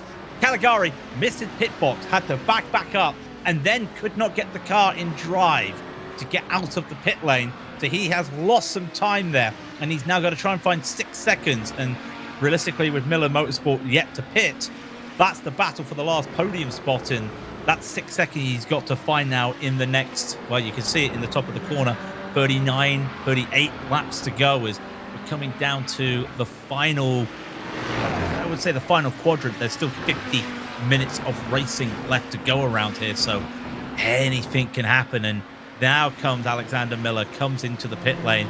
Gabriel Martinez is going to be one of the last drivers to hit to take the fuel and go to the end. Meanwhile, no one in the GTOs has come in yet to serve their final pit stopping. That's going to be big because this is still closing. There's Valenteas, sorry. I should know Valenteas is running the yellow and blue. And now, if I'm Lundberg, I'm getting a little bit apprehensive because in the length of a stint, Valenteas has pulled 7 seconds on me. That's scary. That is pretty much a sentence that I wouldn't want to hear as, a driver in any situation. Valenteos has gained 7 seconds on me in any context, because I know how freakishly fast this Ukrainian man can be. We can see it right now as well with him making his way past lap traffic, continuing with, only the smallest of mistakes, honestly. The only thing where he actually lost that much time was with this pit stop, with whatever happened during that pit stop. But he was, I think, a second or two clear. The situation was reversed before the pit stops, and then he came out 7 seconds, 8, 9 seconds behind Lüneburg after it. So yeah, it's either a completely different strategy, or something must have been terribly wrong, or there must have been like some sort of damage that we just couldn't see beforehand. Yeah, I don't know what that could be, but this is the driver we've not talked a lot about today. And I want my MTV, I want my third place being talked about. The number 1 car, Seca, who is been very close in as Lundberg comes into the pits, by the way. This is going to be big time in a minute when Valenteas dips into the pits. But yeah, a very quiet race. And again, 5 of the top 6 have not changed positions all race. And technically, it would only be 3 of the 6 because Lundberg and Valenteas was pole and Lundberg just going into the pits. But Emir has had a very quiet race, but it's still podium. And at the end of the day, like, give some respect, because that's the Glacier Racing that they've managed to be almost 30 seconds ahead of in P4. But that's they're not like the icons, they're not the heroes. That they are, in the nicest possible way, part of the furniture, because the Glacier Racing boys have been around longer than I've been racing on iRacing, and then, by the way, shout out once again, as I like to say, 9 years of vintage racing here on the Global SimRacing Channel this season continues on. As states Emir, yeah, quiet race. Sometimes, Nicholas, quiet, it might be boring, but it's the best way to get a podium. Well, for certain people, it was quiet. Overall, I'd say this race hasn't been quiet at all. As we had so many incidents, great overtakes, very clinching traffic situations, a whole soundboard of reactions. And during all of that, now Lüneburg has been in the pits already. Now we got to see how Valenteos responds with that, how Emir responds with that. And I'm quite curious, where will they come out in the end? Because Valenteos, of course, now has to carry less fuel. Lüneburg was super quick in the pit lane, so I'm wondering whether he just didn't take tires at all. Now, do not adjust your set. Do not hit refresh on YouTube or think that there's a graphic issue with your web browser or anything. Nope, that is Gabriel Martinez done for the day in the 111, and he's handed it to Javier Mosquera. The Iberians are out to play today. And I do wonder, what has Javier got? He's got to do 30 laps or so. He's got to do 36 laps. He's got a 14-second lead. And that's tough because, first of all, Daibao is doing this solo. Now, if anyone saw the main broadcast slot, and the issue was Michael Polasek won the race, and everyone joked, hey, you got an hour now to do before the next time slot. You want to run it back? No. 3 hours is tough, full stop, when doing a stint in any car. 3 hours solo for a special event where you've got to deal with all the emotions is tougher. So I do wonder if the fatigue's going to play, or if and again, this is not being offensive to Mosquera, the inexperience, because this track is very different to anything you would have practiced on. It's 42 Celsius, there's lots of rubber, and there's lots of traffic you've got to navigate. That's going to be interesting. The number 1 comes into the pits, by the way, in the GTOs. There goes Emir. He'll lose that P2. But yeah, this is going to be interesting because already that Rocket Ship Racing has gained a second. The gap is now 12 seconds. Yeah, and it's going to be a very tough one. I mean, it's also, driver swap already as well. So after I think after the pit stop we had, or before the pit stop rather, we had a similar gap after the spin. But, that Mosquero got fairly quickly settled in. It's, I think it's a quite good sign for the 111. And Seidel, he definitely has his work cut out for him. And that is Alexander Miller, very slow out of the last corner. Either that was a spin or there must have been some contact. I don't think he was on the... Yeah, it was a spin. Was there actually contact, actually? It was a little bit of both there. Decided he wanted to go on the turntable to put the train back in the station, but unfortunately unable to. I think we get a quick look at that replay as well. We're taking a bit too much speed into turn 11 here, and turns in. I tell you what, I can see the fronts just going slow, and the rears trying to catch up to the fronts going slow, and not a lot you can do there. So that's unfortunate for Miller, having a good day, and that's the first real mistake they've made out there on track. Not cost him a lot. Inatani still Zada now 9 seconds up the road. Vanstone goes around. Eddie probably got that on stream, and that's a little bit unfortunate. Trying to overtake a car at the last moment at the corkscrew, never good, but that's a golf clap there, Nicholas. Very safe rejoin after the corkscrew. Very safe indeed, keeping it very nice and safe indeed. I was very, very scared because I saw a little bit of something colored moving in the top left corner, and I was already prepared for a repeat of what we saw earlier with Boeing and who was it again? With I think I have to see again because I know that car is retired, but even Platinum. There we are. Yeah, the Blitz Motorsports car. I remember the incident. I could not remember the drivers. I just remember we had to cut away from it because it was not safe for children. Here's Vanstone again. This is a little bit. Oh, I wonder if that GTP just spooked him a little bit there, and they were racing hard and just forgot it was Luca Monroe, and I wonder if just trying to get past the car just caught him out a little bit there. And well, here's a very sketchy 3 wide all of a sudden. Vanstone's actually also catching up to Mosquera. That gap's now 8 seconds for the lead, by the way. So this is going to be an interesting finish because time is a gypsy caravan, steals away the night. But right now, Mosquera, he needs to find some time out there. He doesn't want to be in dreamland, but dive out. He keeps it clean, and knock on wood, if he keeps it clean, he might be in shot for a victory here. Absolutely, and the show's only over when every last lap has been completed.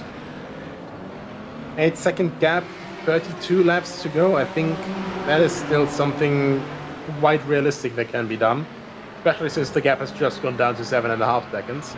And meanwhile, Valenteus now in the pit lane. Speaking of fighting for the lead, that's Noel Luneburg.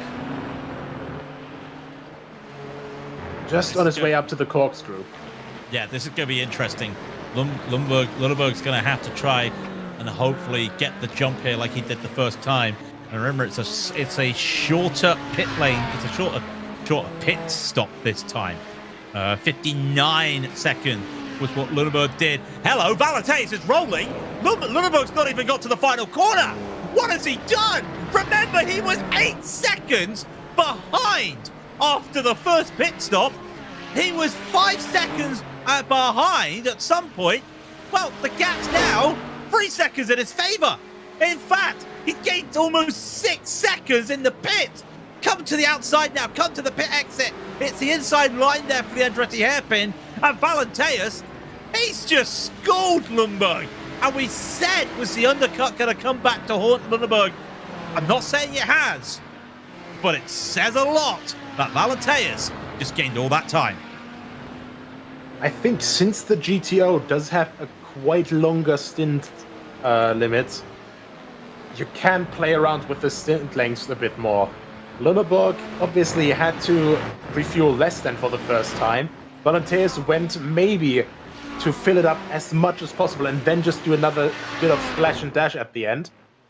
And that shorter refueling time has now paid off. He's 1.3 seconds still clear. obviously, Lilleberg is still catching him, but this will now be a fight down to the line with, as long as that GTP gets out of the way without anything happening, that should be fine here. Yep, perfect. Thank you very much. And so now we have the battle for both GTP and for the GTO victory back on again with Dida obviously also. Cold tires! Absolute I'm not cold claiming tires. that. I'm not claiming that. That's not commentator's curse. That is completely unrelated to anything that happened just now. Well, I gotta be brutally honest, I don't think we can even say that was commentator's curse. That was stone cold tires. They don't have tire warmers in these, and I'm just looking again, trying to put the car around. The rear was starting to go. We'll watch it now, and you'll see.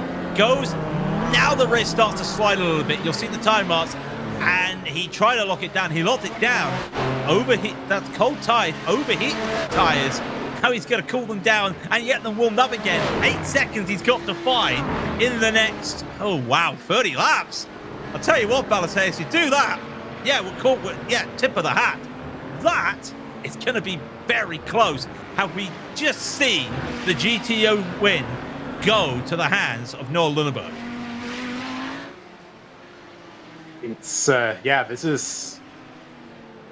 I'll be real, I didn't have that on my bingo card because a mistake like that, very atypical for Balateas. But, in the end, much like everyone else on this grid, he's still human.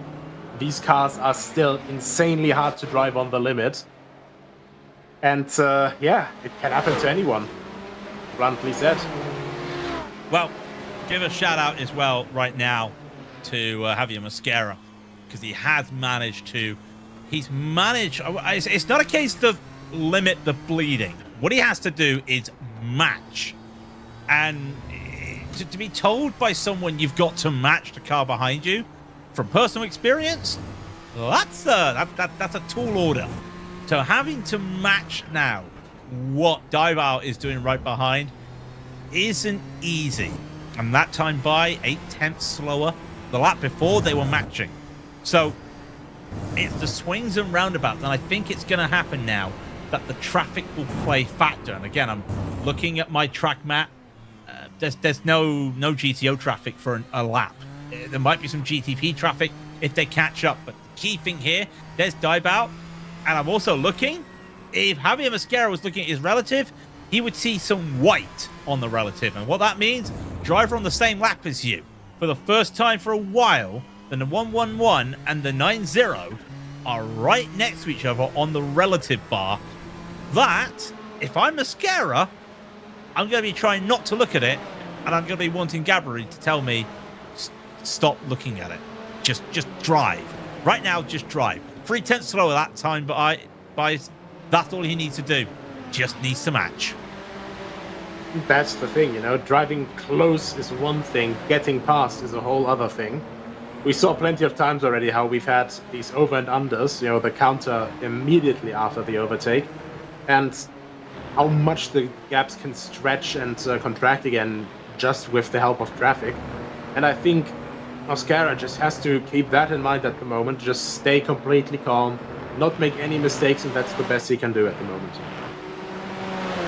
I think that it, and we've seen that Diebout's had a couple moments out there, probably willing for a little bit of divine intervention and maybe just hoping it can go, because he's not had a good time through traffic again, Mosquera, and we'll have to look at the lap times again. Diebout's had a very, very peaceful way through the traffic this time, and Mosquera, I'm just looking on my screen, getting held up again at the final corner, so these lap times are going to be vital. Mosquera will cross the line with a 1:14.2.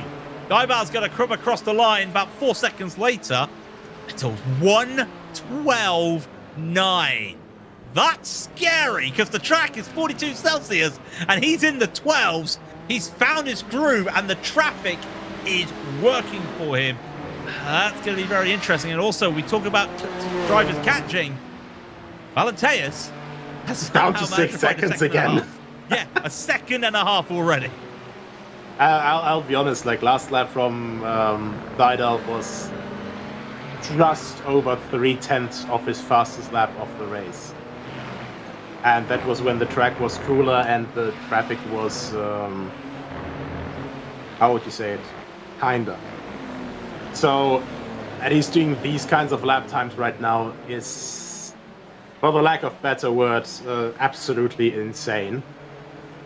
Absolutely guano insane, because I can't say the bad excrement word. And at the same point, you know, Valenteus as well, after that spin, starting to put the squeeze on again. And it's basically because they have the position switch, and then they it's almost like they then remembered, hey, there's like 26 laps to go. Mascara's gone around! Mascara's gone around! Lead change! Mascara with the slow spin out of the Andretti hairpin, and Daibao has the lead, and the gap is rising, and the tires on Mascara are getting hot, hot, hot. And he's going to have to try and just nurse these hot tires, and a spin here with very hot tires is going to lose the grip. He's got to nurse this car now. This is just management, and I know Gabri been watching. He's really been grasping at the straws. He's been willing his man on. That's such an unfortunate slow burn. I wonder if the pressure got to Mascara. I know Javier. That's unlike Javier. Yeah, I mean, it's a track with no real brake. You always have a lot of high-load corners. So the right side tires. So yeah, it was a left-hander that he was exiting. The right side gets loaded up. Rack is hot. Tire gets hot. Then, you know, try to put the power down, and the hot tire doesn't have as much grip as you want it to. That is so unfortunate there. Yeah, like I said, the only good thing is that they've got the ability that they can, you know, they can still push on and still hopefully just hold this, because the gap between them and Schwartz is... Oh no, Mascara's gone off. Oh. Mascara's had a moment right here. This is not good. Just slow down. Just don't touch the barrier. Almost did it. He's trying to do a Michael Schumacher here and get back. He can't move. I think there's been a hardware issue there for Mascara. I know he spun the car again. No, into the barrier. No. And it is going from bad to worse right now. And I wonder if Mascara's going to have to tow the car. Something's not right for Mascara, because that almost looked like hardware failure. Yeah, I gotta say, it looked really weird. Like the way the throttle input came, you normally wouldn't do that. And especially the laps before that, he didn't have any issues putting the power down. So maybe the spin as well was something. Maybe something with the pedals, like it's a black flag as well. It's a black flag as well. And I think a meatball flag. No, it's not a meatball flag. Oh. It's a drive-through flag. Now that's even worse. Because he made it to 25x. No, he has to drive through. He can't do a stop and go. It's or as we're going back to the Murrayisms, as he said once before. Now, is it a stop go or a stop go? No, this is a stop go. He'll be stopping in the pits to take it and then getting out. So that gap was 38 seconds. It's gonna be shrinking. This is an easy to navigate pit lane, but yeah, that's not good there. Let's have a look at the replay, the onboard of what happened, and I haven't looked at this yet. Here comes Mascara. You can see he up to the pressure.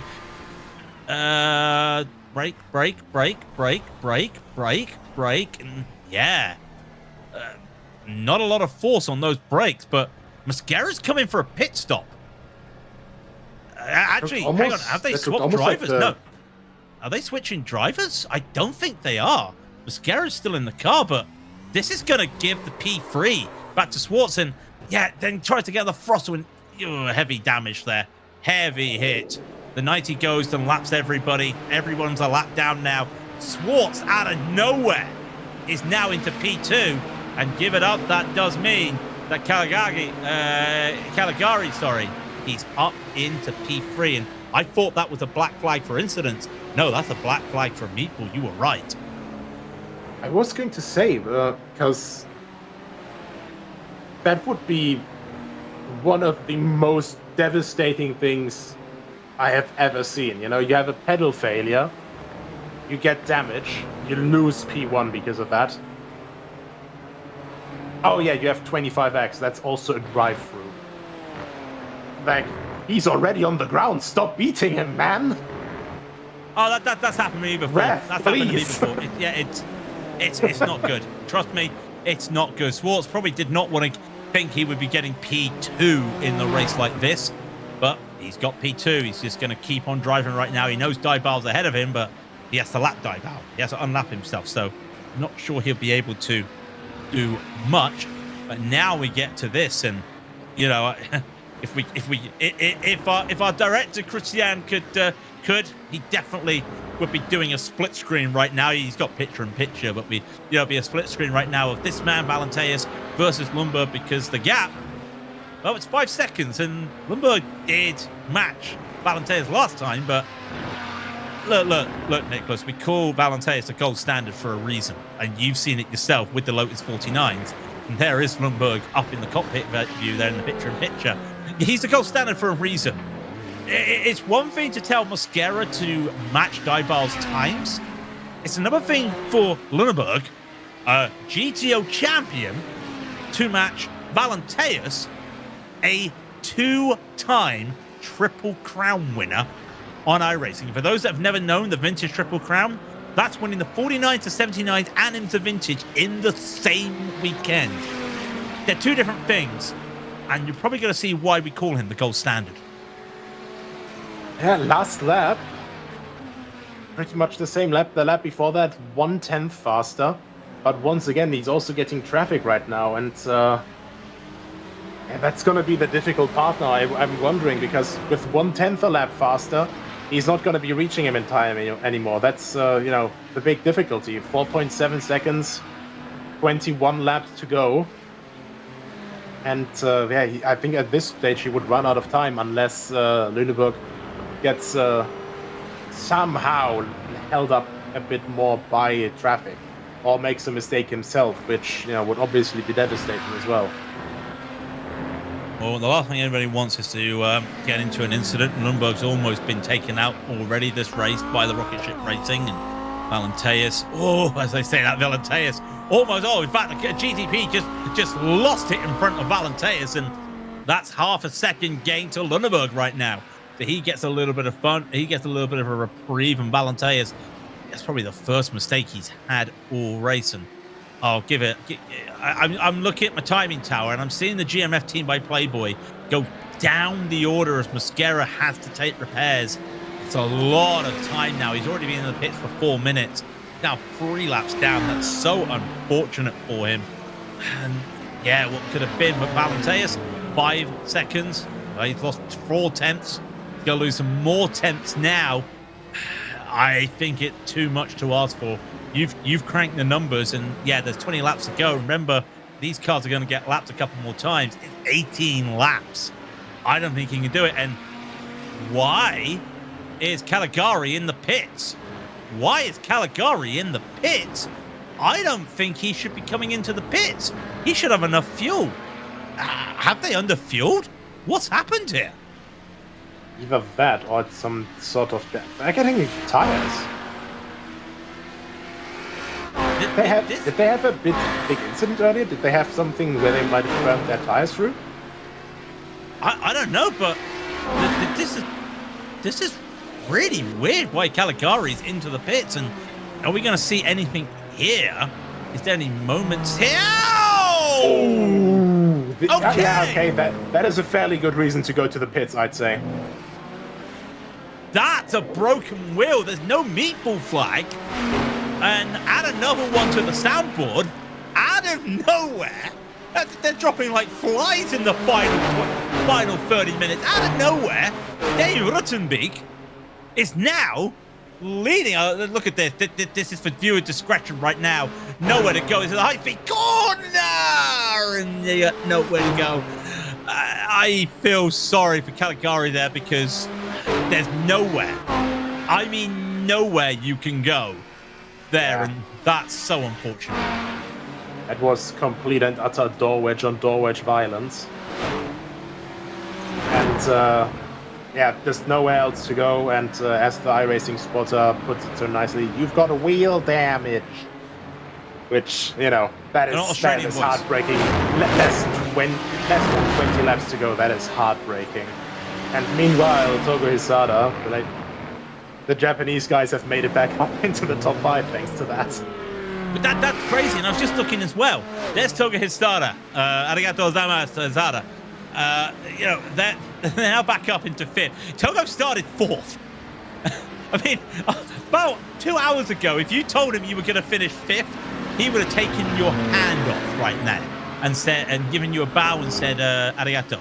You know, he would continue with that, and yeah, really good. But I'm also looking at this, and we don't have the regulars leading the race at the moment. Like in the GTO, we've got 2 of the mainstays of the GTOs battling out that victory, and you know, with 18 to go, it looks like Lundberg may have it after that spin from Valenteus. We've got 3 guys we've never really seen before. Mascara's back out.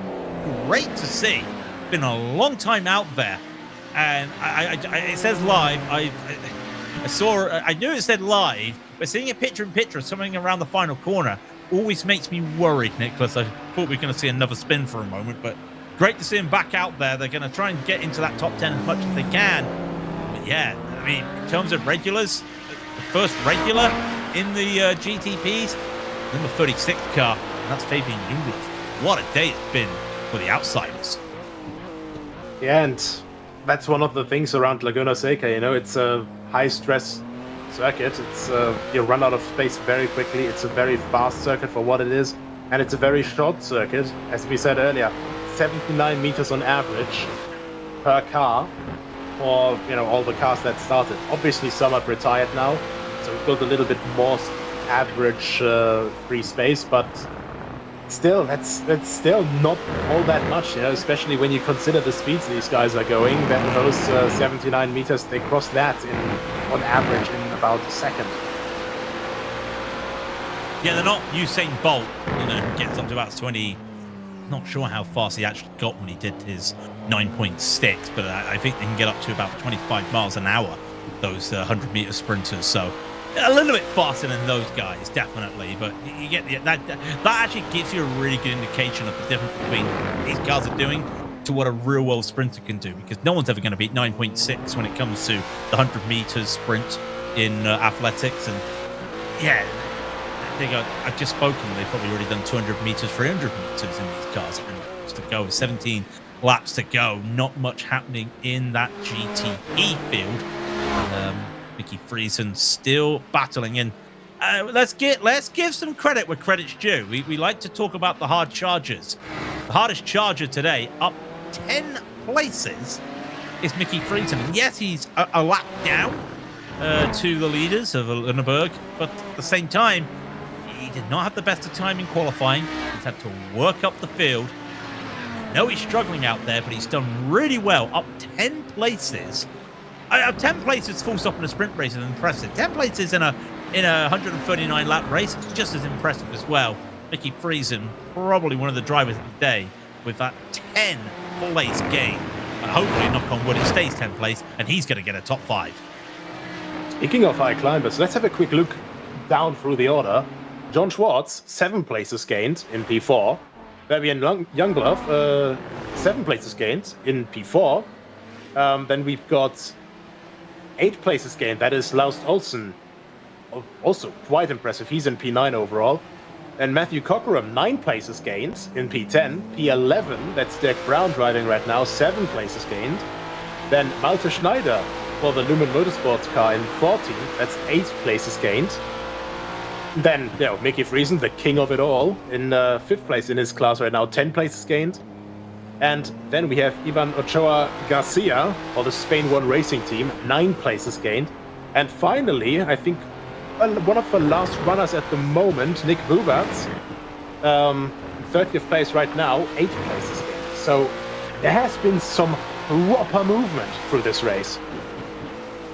And that just goes to show it's been up and down all day. As Matthew Cockerham, by the way, we were just talking about him. Yeah, he's up 9 places. He could only be up 8 places at the moment because he's in this little battle with the slow motion racing car. Has had a little bit of a problem. No, Lundberg had a little bit of a moment out there. Lundberg, hang on, well, where's Lundberg? Lundberg? He had more than a bit of a moment. What? 1 second here as Noah Lundberg had her off. He lost 6 the car seconds on the start line. Now we're gonna Mr. Deploy, please show us the replay. You know There what? with the you know what class. this is? This is. Watch this. Car. Whoa! That's a hardware failure.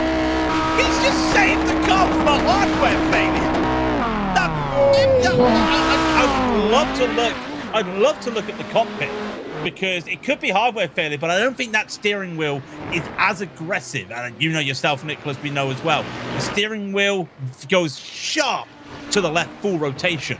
I don't think it was hardware failure. Something happened though, because that car all of a sudden just, let's look at this. I thought right for a now. second he shifted from. It looked like maybe from third to from fourth to fifth, and maybe from fourth to third instead.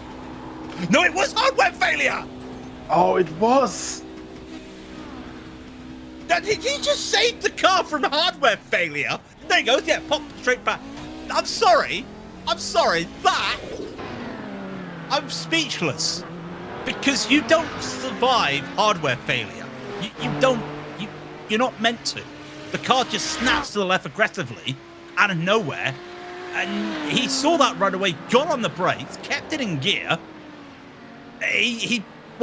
Look, 'tis but a stretch. There's nothing.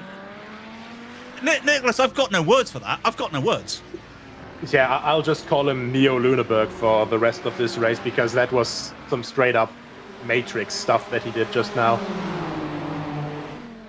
He's beginning to believe, and also he's somehow catching. My God, he's catching Valenteus again. What's happened to Valenteus? I tell you what's happened to Valenteus. He's gone super slow. Is this respect? Is this respect from the drivers? Oh my God, guys, please stop. It's great that you're all honorable knights and all that jazz, but please stop giving us heart attacks. I wanted to live longer than 32, and I'm already 28. Well, we know who the young one is in the commentary booth today, and it's not me for a change. Well, Lundberg is catching up, and yeah, I think Valenteus was slowing down. I think there's been a call there that something's happened, and yeah, he's slowing down. He does. I'll tell you what. Oh now. my God! I'll tell you what. I will tell you what now. If that is not the sign of a racer, he lost the lead on his own skill issue. He gained the lead back on something completely out of everybody's hands. And he's gone, no, I don't want it.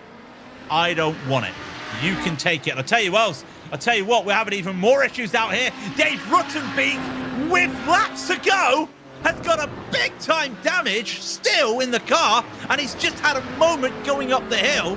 And he's lost a lot of time. He's managed to save the car, but he's got a lot of time left. And well, we wanted a grandstand finish. We're gonna get one.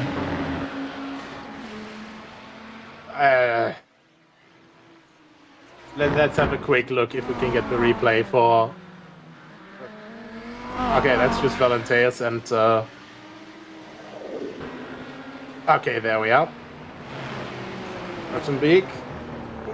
Ooh, yeah, that is. That's a lot of damage. That is a crooked car. I think that's the damage he's been carrying since he had that hit on the rear, because I can't see anywhere. I think he's been carrying that damage forever. Whenever he had that hit. Youngbloff is only 2 seconds behind him, 3 seconds behind him now. I think that's going to be the issue. Yeah, so my goodness, that is. We just had a rhythm where everyone was, okay, cool, we have a fight for the end of the race, for class podiums and stuff, and no, look at this. Luneberg just saves himself from hardware failure, and Valenteus gets the lead back, and then Valenteus decided, oh yeah, no, we're gonna have an honorable fight to the end now. I know that I know that, like, back in the day, iRacing Top 10, there's a car just going around. I'm not entirely sure who that was. That looked like it was the number 8 going around, or it might be the number 8 going around. I know back in the day, the iRacing Top 10 would contain moments of great sportsmanship. I'm not entirely if that's sure. Not that. Yeah, I'm not entirely sure if we can put that down. But if it turns out that Lundberg beats Valenteus after all that, after Valenteus goes, no, I don't want it. I mean, call up Hollywood, Nicholas. I got a story for you. This is almost like the end to Cars, you know? I was thinking the end to Le Mans, Ford versus Ferrari. No, this felt more like, oh, that is a quick spin to the side. I felt more like, you know, Lundberg was basically, this was almost like Lightning McQueen pushing the king over the finish line. Almost that kind of spirit, but... well, yeah. We had a moment out there. We did see that car almost going into the back of Valenteus. That was Caligari. Parked the car after that. And Team GC are gone. So that's their race done. 10 laps to go for Diebau. Remember that. That's 10 laps to go for the leaders as Valenteus goes around! And no! And what's Lundberg going to do? He just drives on. Well, I mean, he's got the drive on. Look at the carnage in front of him. He's got nowhere to go right now. And is he going to extend the olive branch? No, he's actually... Is he also slowing down? I think like it again. Now, oh my God. Guys, please. We got to look at the replay. We got to look at the replay here because I just looked back at that, and that was the Lumen, not the Lumen car. That was the number 5 car. I forgot who that. The slow motion racing car, and they just here it is. They just lost the rear and braking. They were so committed to try it. That's late, way late in, and you try to slow that car down, and he just can't. And yeah, look, Lundberg's doing the same thing back. The gap's 1 second. This is boys, like I love you. This is respectful racing. This is absolutely fantastic, guys. You don't see something like this very often. I mean, like, this is fantastic, and yeah, they're back together. I mean, this is the respect, though. This is the respect of the two drivers. They've been battling each other for the last year. Lundberg, I remember his first victory on the broadcast, and it was Le Mans, and I was like, slipstream tracks, that guy, it's going to be, he's fantastic at it. Proved himself. He won the GTO Championship. He got that GTO title. It was a coming of age. Lundberg finally was there, could finally put himself above everybody else, and Valenteus, you know, he had to try and fight Valenteus, and that was when Valenteus was battling in GTPs, because he'll drive whatever he wants. He doesn't care about titles, he just cares about fun. Valenteus drives around, and he wasn't driving with Lundberg, and all of a sudden, Lundberg wins. Valenteus comes back in, and these two have been giving each other quite a fun fight recently. So why not extend the olive branch? Why not say, look, you and me, we're equal right now, and this is just beautiful. When you look at the times, you can't separate them right now. It's going to be a barnstormer, and there's 8 laps to go, and I think for these guys, I'm looking where the leader is, it may only just be 7 laps for them. Yeah, I was going to say, like, this is all very heartwarming and great and everything, but it's 8 laps to go, and they're still doing this entire chivalry routine, which is just so over the top. It feels like a fever dream of a race, honestly. I mean, the only thing I will say is they have a little bit of time to play with. They're still 35 seconds ahead of Emir. I'm not going to start saying, imagine if they both crash out and Emir takes the win. Knock on wood, that's not going to happen. But it's going to be very interesting now, because now we've got to really start talking seriously. Where does Valenteus go for this right now? He knows that on single lap pace, he has been way quicker when it's clear air compared to what Lundberg's done. And thankfully, right behind him is going to be Lars Stolsten. Don't have to worry too much about Lars Stolsten. He'll just wait the time. And now it comes to the question of what is he able to do? Can he start getting himself in? The gap's now 7/10. Look at the times again, and it's going to be interesting to keep eyes on these times. In fact, it was a 1:22.322. We don't talk about that number for Valenteus. It was a 1:22 4:00 for Lundberg. You can't even separate these two right now. It's just almost like they are together, Nicholas, in the void. One of them can't win, the other one can't lose. Welcome to the Twilight Zone. Unstoppable force versus immovable object. It's absolutely crazy. Like, I'm still in awe, like what we're seeing right now with everything happening here. Like the gap's opening up to 6 seconds. Then after the second pit stop, Valenteos was leading. Then he spins it. Then Lüneburg has a hardware failure. Then Valenteos goes past, slows down again. When Valenteos gets hit off, then Lüneburg gets past, slows down again. What is this guy? I think as well we may have kind of lost the plot a little bit here, and this is just like the respect shown and given. Respect is earned. It's not gained. Yeah, it's not given. It's earned. That came out wrong, but you get what I'm trying to say. We get what you're saying. You gotta do it, and now they're right together. Doet's right in front of the not Doet, sorry, that's the dark player. It's Doet's Burger in front of them right now, and Valenteus right on the rear. And I would say there's other battles to look at with 6 to go, but there's nothing happening else on the field on this track right now. It's just these two, and I think it's only fitting that when they did the 1989 IMSA race here at Laguna, it was GTOs and GTUs, and this was the car that won. Well, we don't have any GTUs out there today, but we've got the pride of the Audi, and we're going to get a prideful finish right now as the clock starts to go. 5 of the best, please, Daibao. You've got a lap of lead to win the race. Only less than 3/10 behind them. That is so insane after, what, I think we've been at this for pretty much over 2.5 hours. Now here comes the GTP traffic again, splitting them slightly. Obviously not what you want to have in Valenteus' shoes in this situation, but now he's in front of Lüneburg as well, holds him up slightly. Valenteus again all over the back of him, less than 3/10. Once more, down the front stretch. That Audi is basically saying, nope, I don't want to get in the way of this battle, and hard on the brakes, and oh, almost touching. My goodness, guys. Yeah, I wondered if Valenteus was going to try and do some really late braking Fabian. That's a very risky move in there. But he's also trying to battle for that last spot on the podium. You can't, they're going to be a little bit frustrated at that move, but he's racing at the same time they're racing, and he is also looking at the podium still on there. He's somehow in the next 4 laps, though, going to try and find 3 seconds. Not entirely sure that's doable for him.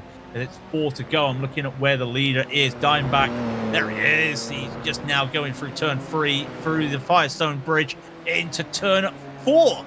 And this is going to be a very good drive if he can just keep it going.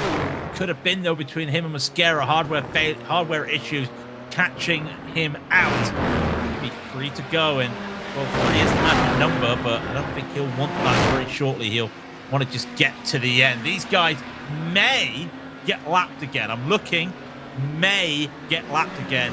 That might be in the head of these drivers. Yeah, that could get very, very close indeed. I think the worst scenario would be if the rear one of the two would get lapped and the front guy would, then get a last lap. But yeah, it's a difficult call here. I know that here's Susada next up to lap both of them.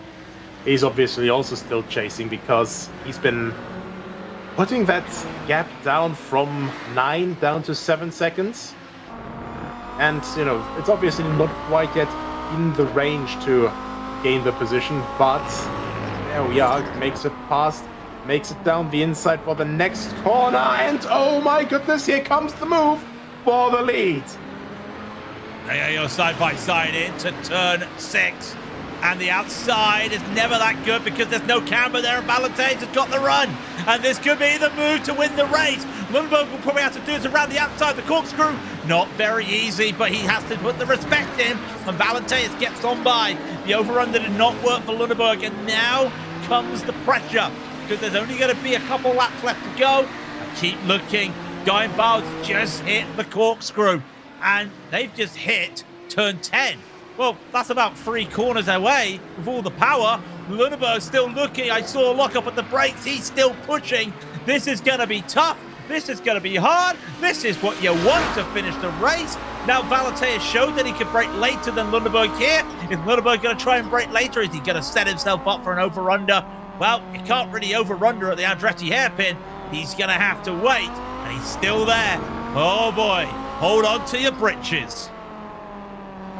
Hold on to your britches, socks, whatever you're wearing right now, because this battle might otherwise blow it all away. Mateus gets a good exit out of turn 4. Now making their way underneath the bridge. And now up the hill once again. And once again there's a GTP flying past just on the brakes. Doesn't impede Valentei as much as Lundberg was impacted earlier, but my god. It's just so close now.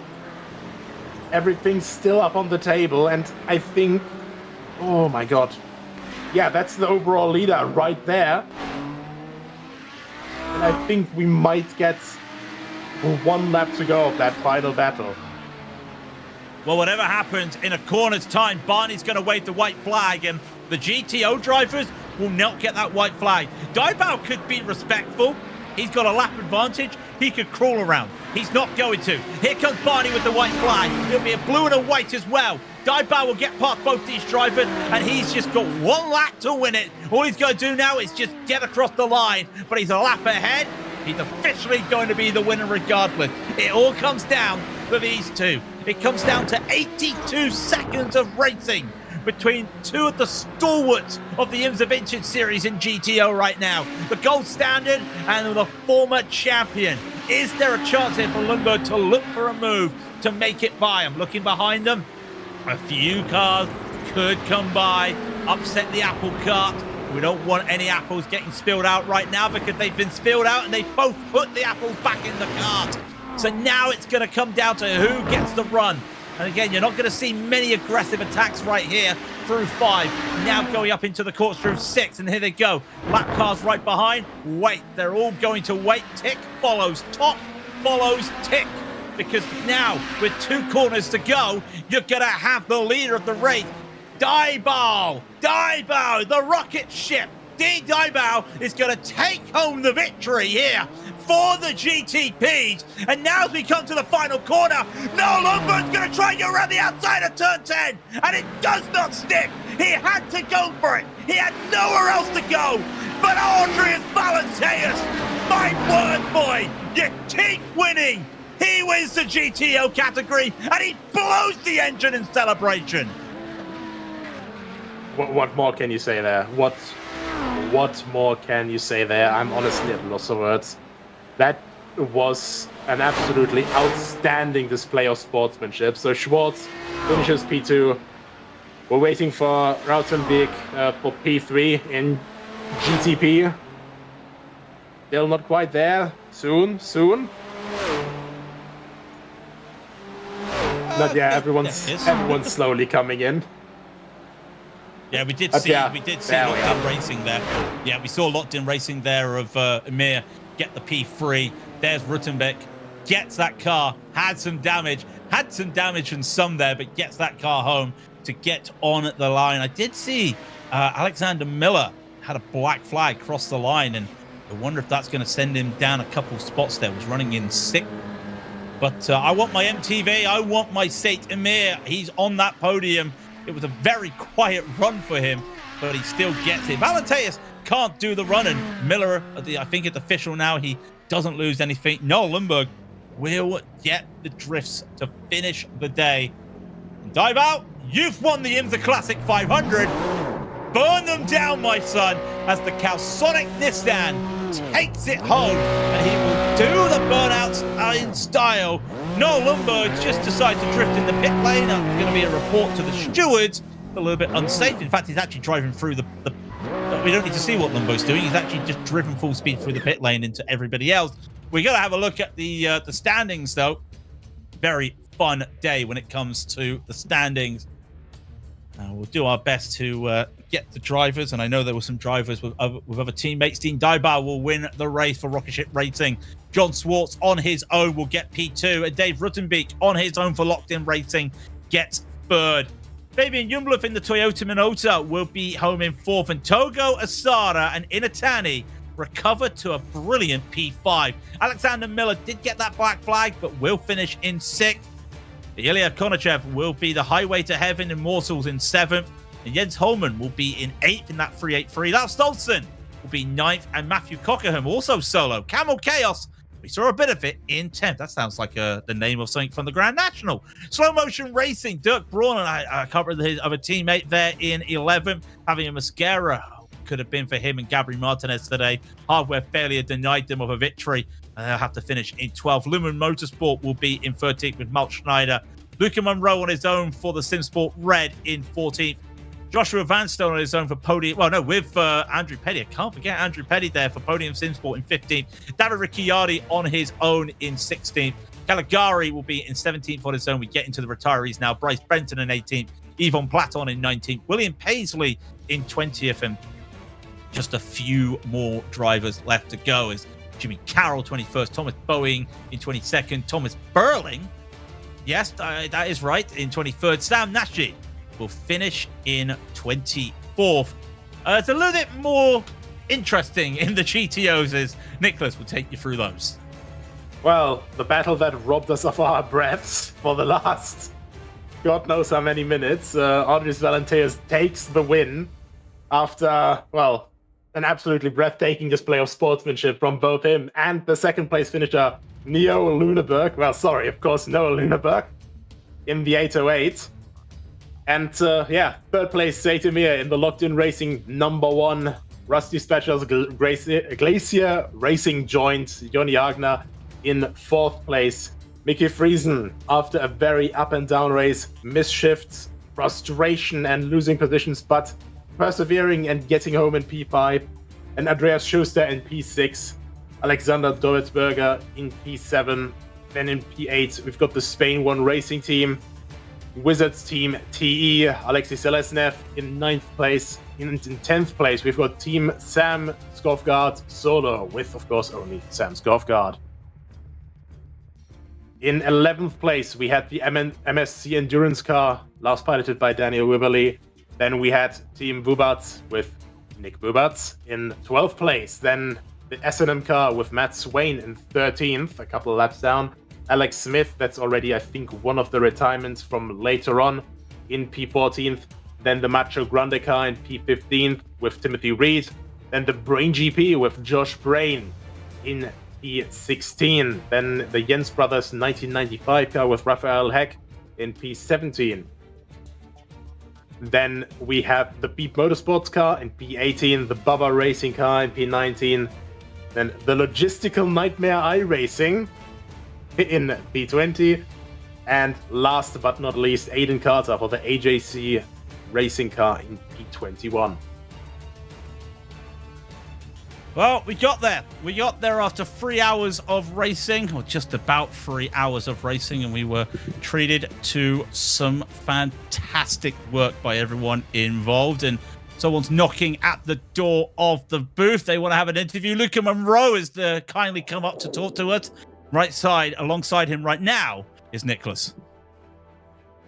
Luca, up and down and left and right and center. Not a usual race by any means, but nevertheless you persevered and managed to finish. Talk us through it, man.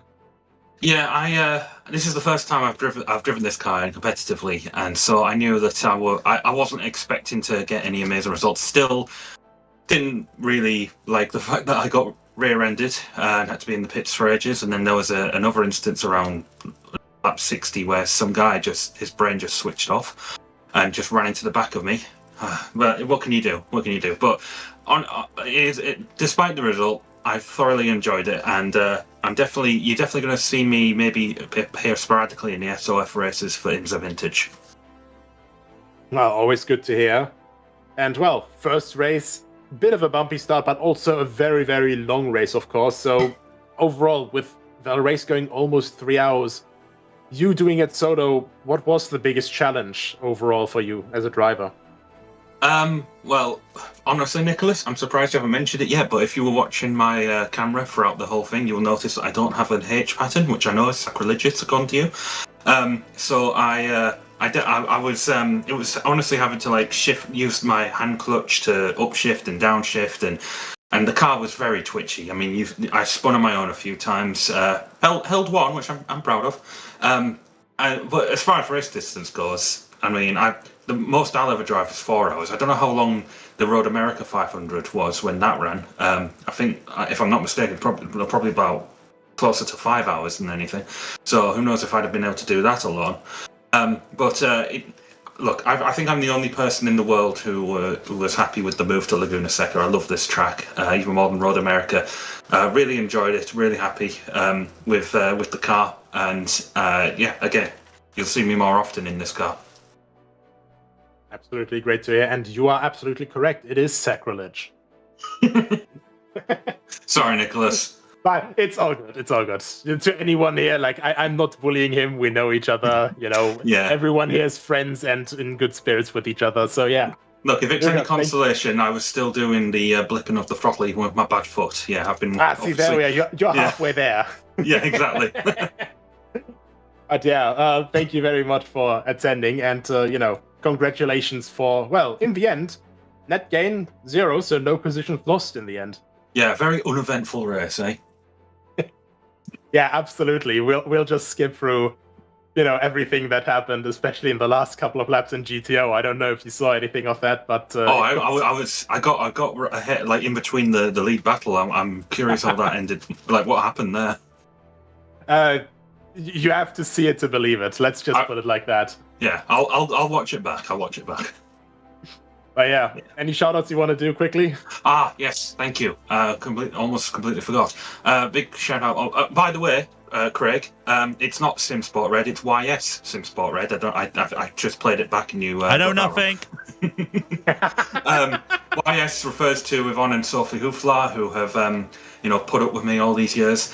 Sophie in particular, doing all deliveries. She got this done yesterday. She has the Lotus 79 for Monday's Vintage Grand Prix Tour race, and and then I'm also hoping to do the IMSA Pilot Challenge race tomorrow night in the Honda. So yeah, Sophie's always been worked off her foot, whatever you want to call it. So yeah, a big shout out to them. Hopefully, I got some good stream moments for the team. Well, I mean, you were on camera. You were there for the sponsorship placement. I think that's a good start already. And for the first race, I think, finishing is already half the race there. Indeed. Righto, then good to have you, Luca, and have a good evening. Thank you. You too, Nico. Bye. Luca Munro there for YS Sim Sport, and it's always nice to get from a new driver to a veteran driver in. And we got Laust Olsen right now, who Laust, it was a very up and down race for you. I did recall that you were probably the first car to have a spin in the GTPs in the race, and then you were able to recover up there. But it looked like a very tough race out there for 3 hours. Oh yeah, it was. I'm so tired now. So yeah, I think there were especially traffic, lots of misunderstandings. You can tell which drivers are regular IMSA Vintage drivers and who are not, because the GTO drivers, they place themselves differently depending on if they are regular or not. I think so. Sometimes it was kind of guesswork to find out what way to go around, but mostly it was okay. And then I had especially in the first stint, a couple of Nissan spinning right in front of me that also made it quite interesting. But otherwise, it was just trying to keep focus, which wasn't always easy, and not make too many big mistakes. Now, I know we don't have to go down the whole lines of where we were last year, where we are this year, but you've done both races. And there's a difference between Road America. There's the difference from Laguna Seca. And I know that you've done... Sorry, I've got the hiccups now. I know you've done both races. What is the biggest difference you have to do in terms of, from a driver standpoint, from a track that's, well, as they joke, 5 corners and 5 straights in Road America, compared to Laguna, which is 10 corners going up and down a hill? What's the biggest difference between doing both those races solo? I don't think there's, for me, there wasn't much of a difference. I think probably less carnage than we used to have at Road America, especially the fast kink before the back straight after the carousel. That was often cause of trouble, because there you could really have a big difference in speed between the GTOs and the GTPs, and we don't really have many places where you have that great speed difference. So actually, I think it was more easygoing traffic-wise here than we used to at Road America. Well, normally I would say, oh, what's your thoughts about the next race? Well, let's not think about the next race. You've done 3 hours solo. Your plans now, are you just going to be absolutely feet up resting now? I don't think you'll be doing the final time slot, definitely not at that time of the night. But your plans now, is it just going to be a lot of rest and just recuperate? Because 3 hours on your own is really tough out there, regardless of the car and track. Oh, yeah. Yeah, it's close to 10 p.m. Here in Denmark, so I think I'll just watch a little television and then go to bed and rest. So I'm curious if I can stretch my leg when I have to get up the seat here, because they feel they're hurting a bit now. We've all felt that after a long stint in the sim, definitely, and I know with some of your injuries over the last couple of years, it's also going to play havoc. Lars, we'll let you get some rest, because I think you've deserved it out there. Have a fantastic rest of your evening, and congratulations on surviving the IMSA Classic 500. Thank you very much. Lars Olsen there. He finished P9, but what a drive it was for him. And that's going to do it for us. So first of all, a shout out to the IMSA Vintage community for bringing us back for this race, and of course the whole of the season. To the crew as well, and I've got to look at everyone wearing suits again, and I'm not wearing a suit. To Nicholas, to Christian, and to Dougie. Now, if you like what you see, and if it's the first time watching this, hit that like button, hit the subscribe button, because the IMSA Vintage series get back to normality next week at Donington Park at the best layout, and that's the personal opinion of this commentator. It's Donington Park National next week, 1700 UTC for that, and not the 1630 UTC we were today. But if you want more racing, I mean, there's more endurance racing you could watch here tomorrow. Sim Racers Republic, we are here at Silverstone for the GT Open. That's going to be fun. And then the Classic Lotus Grand Prix heads to Interlagos. It could be wet. You never know. And then we get ready for another week of racing. Porsche Cup North America on the Porsche Channel at Indianapolis. And then the week kicks off with Skip Barbers at VIR. But these drivers won't be kicking off a racing. They'll be kicking their racing shoes and socks off and resting. It's been a long race and a tough race. It was a battle of attrition for some drivers, and that's how Dean Daibar won the race. But for the GTOs, it was a battle of respect. Aldrius Valenteus took the victory, but what could have been a lot different if it wasn't for a little thing called respect. Until next time, race clean, race hard, and we will see you on the track.